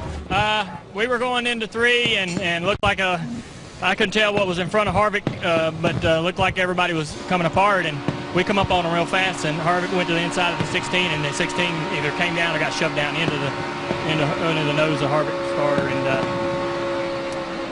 I don't know, you see it right there, but I was getting shoved at the same time. I was lifting off of Harvick and getting shoved into him, and just turning left and got clipped by the 16 going by. It's pretty wild. You know, we're all running into each other. It was crazy at the end. Marty? Well, Ralph, somehow these two guys made it through. Ryan Newman over here, Jeff Burton here. I'm going to start with you because I got to have you piece together your night for me. The mirror falls off on like lap 5. Lap 1, you're at 240 on the water. How did you hold it together tonight for a second place finish? Well, honestly, we had to just kind of ride around in the back tonight.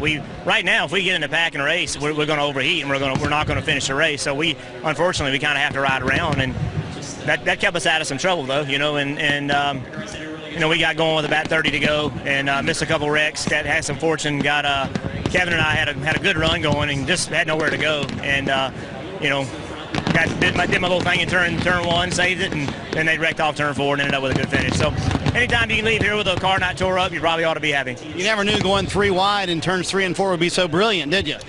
Not by yourself. Good move. I was by myself. I didn't know that was a good thing to do, but they had all got to slow down enough where I didn't have a lot of choice. I had to go somewhere. All right, man. Congratulations. Nice run for you.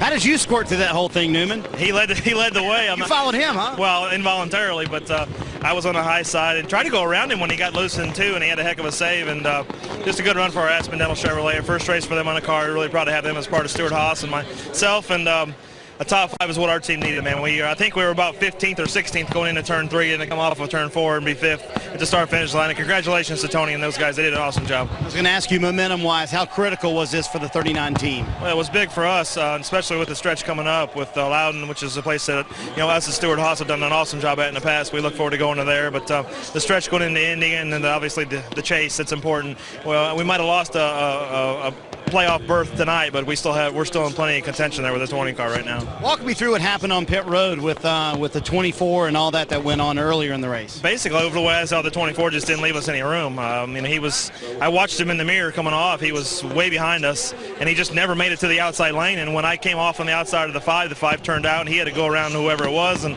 we just all 3 went together. We came together, and I got the rough end of the deal, it looked like, because I spun around and hit the 2 car. But luckily, we didn't hit anybody. All the guys stayed safe, and that was important. That's the last thing I want to see is anybody get hit on pit road. But I don't mind bumping into guys on a racetrack, but hitting anybody on pit road is not cool. I can't imagine how scary that is as a driver to be going backwards towards a car with guys around it. That's one part of it. The other part is I know a lot of those guys that came from there, and a lot of those guys have been good friends to me. So that's something I didn't want to see, but fortunately everybody was safe, and we'll go on. I mean, it was a racing accident on pit road. Fortunately, we're running 45 instead of 155. Congratulations on a great run. Ralph? Here with Denny Hamlin. Denny, you seem to be moving a little bit slow. Are you okay? Yeah, I'm all right. Yeah, none of the hits were too bad except for the last one in the right side door, but proud of our FedEx office team. You know, it just it was one of those weekends where it's tough to, you know, going into the race with not much practice and things like that, but we put ourselves in a position to win, and just like there at the end, we were all jockeying for position. Air gets taken off cars, and it looked like the 16. I think he came down and got the right front fender, and I was already loose anyway. So it, you know, after that, it's just you're just a ping pong ball after that point. But got to thank my whole team for sticking by us this weekend, and we're going to Loudon and try to win that one.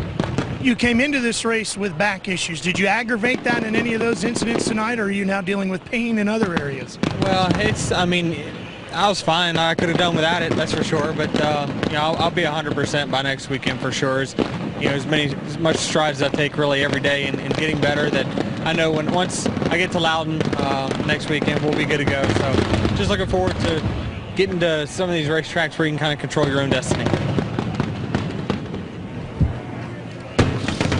Well, Casey Kane involved in that last lap accident there. Casey, you gave Tony Stewart a huge push for the win. I think he owes you a beer. Yeah, that was. I was trying all I could. Another Hendrick engine, and as good as our Chevys were all night, I wanted to see Tony win over those other two. But you know, when Burton hit me in turns 1, I don't know where he came from or how that happened. I know the inside kind of got lined up, so me and Tony started falling back a little. Then he bounced off, I think, Biffle and myself, and just slowed the whole field down. And by the time we got to turn 4, everybody had caught back up, and it was way too many cars in too small of an area. You got damage on the right front in pit lane. You were fighting with an overheating car all night. You guys really charged back. Yeah, we did. I don't know about pit lane. I gave Ryan room, and then I guess there was a car outside of him, so Ryan turned to the left or something, but I haven't seen it. But yeah, we ended up spinning there, just a racing thing on pit road, and then from there we had to fight. We had to put water in once, but the temperatures were great after that. Our HendrickCars.com Chevy ran great, thanks to Farmers Insurance, Quaker State, and everybody that supports us. Tony Stewart at the top of the scoreboard has won for the 3rd time in 2012 as the fireworks continue to go off here at Daytona. Amazing day for Team Penske. At 6 o'clock this afternoon here at the track, the announcement came from Steve O'Donnell that A.J. Allmendinger, driver of the 22, been suspended indefinitely by NASCAR for violating the sport's substance abuse policy. We thought Kenny Wallace might get in the car, but we knew all along the plan, fly in Sam Hornish Jr. from Charlotte. Sam made it, landed here at 7:25, went racing at 7:50. Not a great night on track. He finished 33rd. Here's Marty Snyder with Sam. So what you're saying is Sam didn't have much to do, Adam today? He was just hanging out? Is that what you're saying, Adam? Just another boring day. Just another boring day for Sam. What'd you do today? I don't know. Can't hear anymore. No, exactly. Man, how did you manage everything? Let's start at the beginning. Phone call comes from who, what time, and where were you? I got a call from Mike Nelson about, 30 seconds before I was getting ready to do my second segment on the Speed Center show. And I'm like, I can't take it right now because it's a live show, and got done with that, and they wanted to do something for tomorrow. Can you spend a couple minutes? I was like, yeah, but I got to call back. I call back. I'm sorry, can't do anything. So headed off towards the airport, and after that, for about the next, 2.5 hours, it was pretty quiet for me because I was just sitting there waiting for the airplane to get there, and then also flying here. But done a lot of things that I've never done before. Put a suit on in an airplane. Glad I was able to come down here and help out. It's been a long time since I got to drive the Shell Pennzoil car. That was all the way back in 2003 in the IndyCar Series. So obviously wish that we could have gave him a better finish today. I was pretty comfortable in the car and really happy how it was running, just trying to make it to the end, and ended up puncturing a tire, and it came apart on us while we were trying to get to pit road. So up and down day for sure, but got to spend the morning in the lake with my little girls, and then I got to come down to Daytona and race tonight. That's a good thing when you get to spend the first part of the day at the lake. Did you ever get comfortable in the car? Yeah, I was pretty comfortable. I spent about the first 15 laps just sitting there riding around, making sure that I was comfortable with how the car was. There was a couple things that, if we would have had, another 15 minutes that we probably would have worked on a little bit. But all in all, the car was a little bit tighter than what I wanted from the start, and I feel like we just were going to make some small changes along to that point. And the last half of the race was just for us, riding around there, unfortunately. But I was just I felt like the car was really good, and that once it handled well, it moved in and out of traffic. I don't know what the highest we got to was, but I felt like we could move forward when we wanted to. But for even the points where the car was good, we just wanted to ride towards the back of the pack, that first pack, make sure that we had a car to race at the end, and unfortunately we didn't get the opportunity to do that. You should pack some more into your schedule, I hope you have a ride home. I haven't even thought about that. Adam, can you give him a ride home? I'll send him with you, Marty. How about that? Sounds great. And now some questions to ponder in the 22 camp. Who drives that car next week at New Hampshire? And with a free agency situation, who might be in it down the road? Tony Stewart spraying the champagne. He deserves it. Here are our unofficial results, and they're in all capital letters for a reason. Jeff Burton, Matt Kenseth, Logano, Newman, the top 5. With some of these guys, we didn't even talk about Michael Waltrip had a great. Bobby Labonte. And Bobby, those guys got lapped. Remember, they were one of the first teams to get lapped. Yeah. Casey Kane, Jeff Gordon, both involved in multiple accidents, and unofficially both inside the top 12. Dale Earnhardt Jr. had a great car and was coming there at the end. You heard him talk about it. Kyle Busch, Denny Hamlin, a lot of time at the front. Ran up front all day, yeah.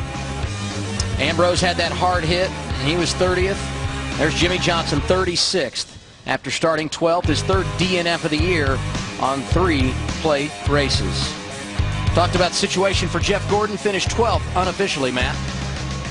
And absolutely, and Jeff Gordon fought back to that 12th place finish. And Jeff, the tone of your day, you were sitting perfectly in third. Everyone was starting to make their green flag stops, and then the tone just absolutely changed. What happened? We were just coming to pit road, and I don't know what happened behind me, but they just started wrecking, and we got caught up in that. So, that definitely changed our day. We were in great position, fast race car. Pit stops are flawless, and at that point it was, try to fix the damage and get track position. And the damage, they did a great job with. The car had plenty of speed, but track position, there was just no passing when you were in the back in those final laps. It was just 3 lanes wide, and you just had to wait till somebody wrecked or got out of shape, and the momentum would change. So we actually had a great run coming through 3 and 4 right there, and we were going to be better than I think even 12th. Even though they wrecked, we kind of got caught in that wreck too, but we had some momentum coming, so I think we could have finished 10th or 12th, but we ended up 12th. Not a bad day considering all the things that happened. Thank you, Jeff. Thank you. And Jeff Gordon, a 6-time winner at Daytona. Tony Stewart celebrating for the 4th time tonight, and for the 2nd consecutive week, a driver gets his 3rd win of the year. Larry? Yeah, Adam, we can only hope that our stock market will look like Tony Stewart's day, because what you have to remember, when qualifying was over with, he qualified up here in the 2nd position, but because of post-qualifying inspection, he started all the way back here in 42nd. Now, I think because Tony wanted to hang back, you can look all the way up here till we made our first set of green flag pit stops. Tony pretty much stayed just outside the top 25, but then right in here, especially about the time we had that first caution, he started his climb up. Now, he got kicked back just a little bit here, but you can see right here, all the way from about lap 125 on, Tony Stewart never fell out of the top 5, but the big number that changed, remember, he came in here 9th in the points because of the issues at Kentucky. He is now back up to 5th, but more importantly, Adam, with those 3 wins. Yeah, that is huge when you talk about bonus points. And, of course, Tony won this championship 1 year ago, had no bonus points, won 5 races in the chase, and now you look at the last 10 months or so, he's won 8 times. Joey Logano unofficially inside the top 5 tonight to Matt Yoakum. 2 nights of racing here at Daytona for Joey Logano, 2 top 5 finishes, but how did you make it through that entire melee at the finish? Rather be lucky than good. We had one up and down night for our Dollar General car, and I tell you what, my guys did a great job to get us through all that, fix my car. We got lucky because we actually didn't get out of pit road in time and was behind the first big crash, and then that put us 11th on the last restart, and then going into 3 was just bumper cars. One guy was hitting the next guy, and then we got loose, we saved it, and I saw the 16 go through my mirror, and I was like, wow, that was really close. So there's a few moments throughout my Daytona weekend that my heart stopped. So I'm lucky to get through Daytona with 2 top 5 finishes, and Monday at DollarGeneral.com there's 10% off, so everyone go on there and check that out. Can you describe when you felt like this team really turned the corner and took a step up in performance? Yeah, for sure. The beginning of the race, we weren't where we needed to be. We were too loose, and I couldn't get up there and fight and race guys real hard. And we were getting the car close, and we got in that first wreck. But all together, my team has done a really good job the last few weeks on giving me fast race cars. And Kentucky, we had a top 10 car. We just didn't get the finish we deserved. And tonight, we made up for that, basically, and got luckier than probably where we should have finished. So I'll take it for sure. And I think it puts us in the wild card spot right now. So that's exciting to be in the having a shot for that right now. And we still got a few weeks to go, so we got to keep this going and stay strong. A shot indeed. Joey Logano going on to New Hampshire, a place where he scored his first Sprint Cup victory. Well, Carl Edwards coming home 7th tonight, but involved in that last lap accident. Crazy wreck there, but you still got a top 10. An accident. That's a nice word for what went on there. It was insane. And at the end, this subway car was right against the fence, and it felt like people were just piling into the car. And I thought, if I can just keep it against the fence and keep going straight, we'll be okay. And we keep moving up the pylon. They're showing us 6th now. So overall, a good night for Ford in general. I'm glad to have Subway on this Ford, and I wish we'd have got a win for him. But hopefully, we'll go get a win next week with our Fastenal Fusion. We got to march in these points, and Clint and Brad, we picked up a couple points on them. So hopefully, that'll be that'll be a start to our chase run. And Carl Edwards certainly didn't do anything to hurt himself tonight. A top 10 finish as we head to New Hampshire next week. Congratulations to Matthew S. You are an at-track winner and the Lap 0 promotion.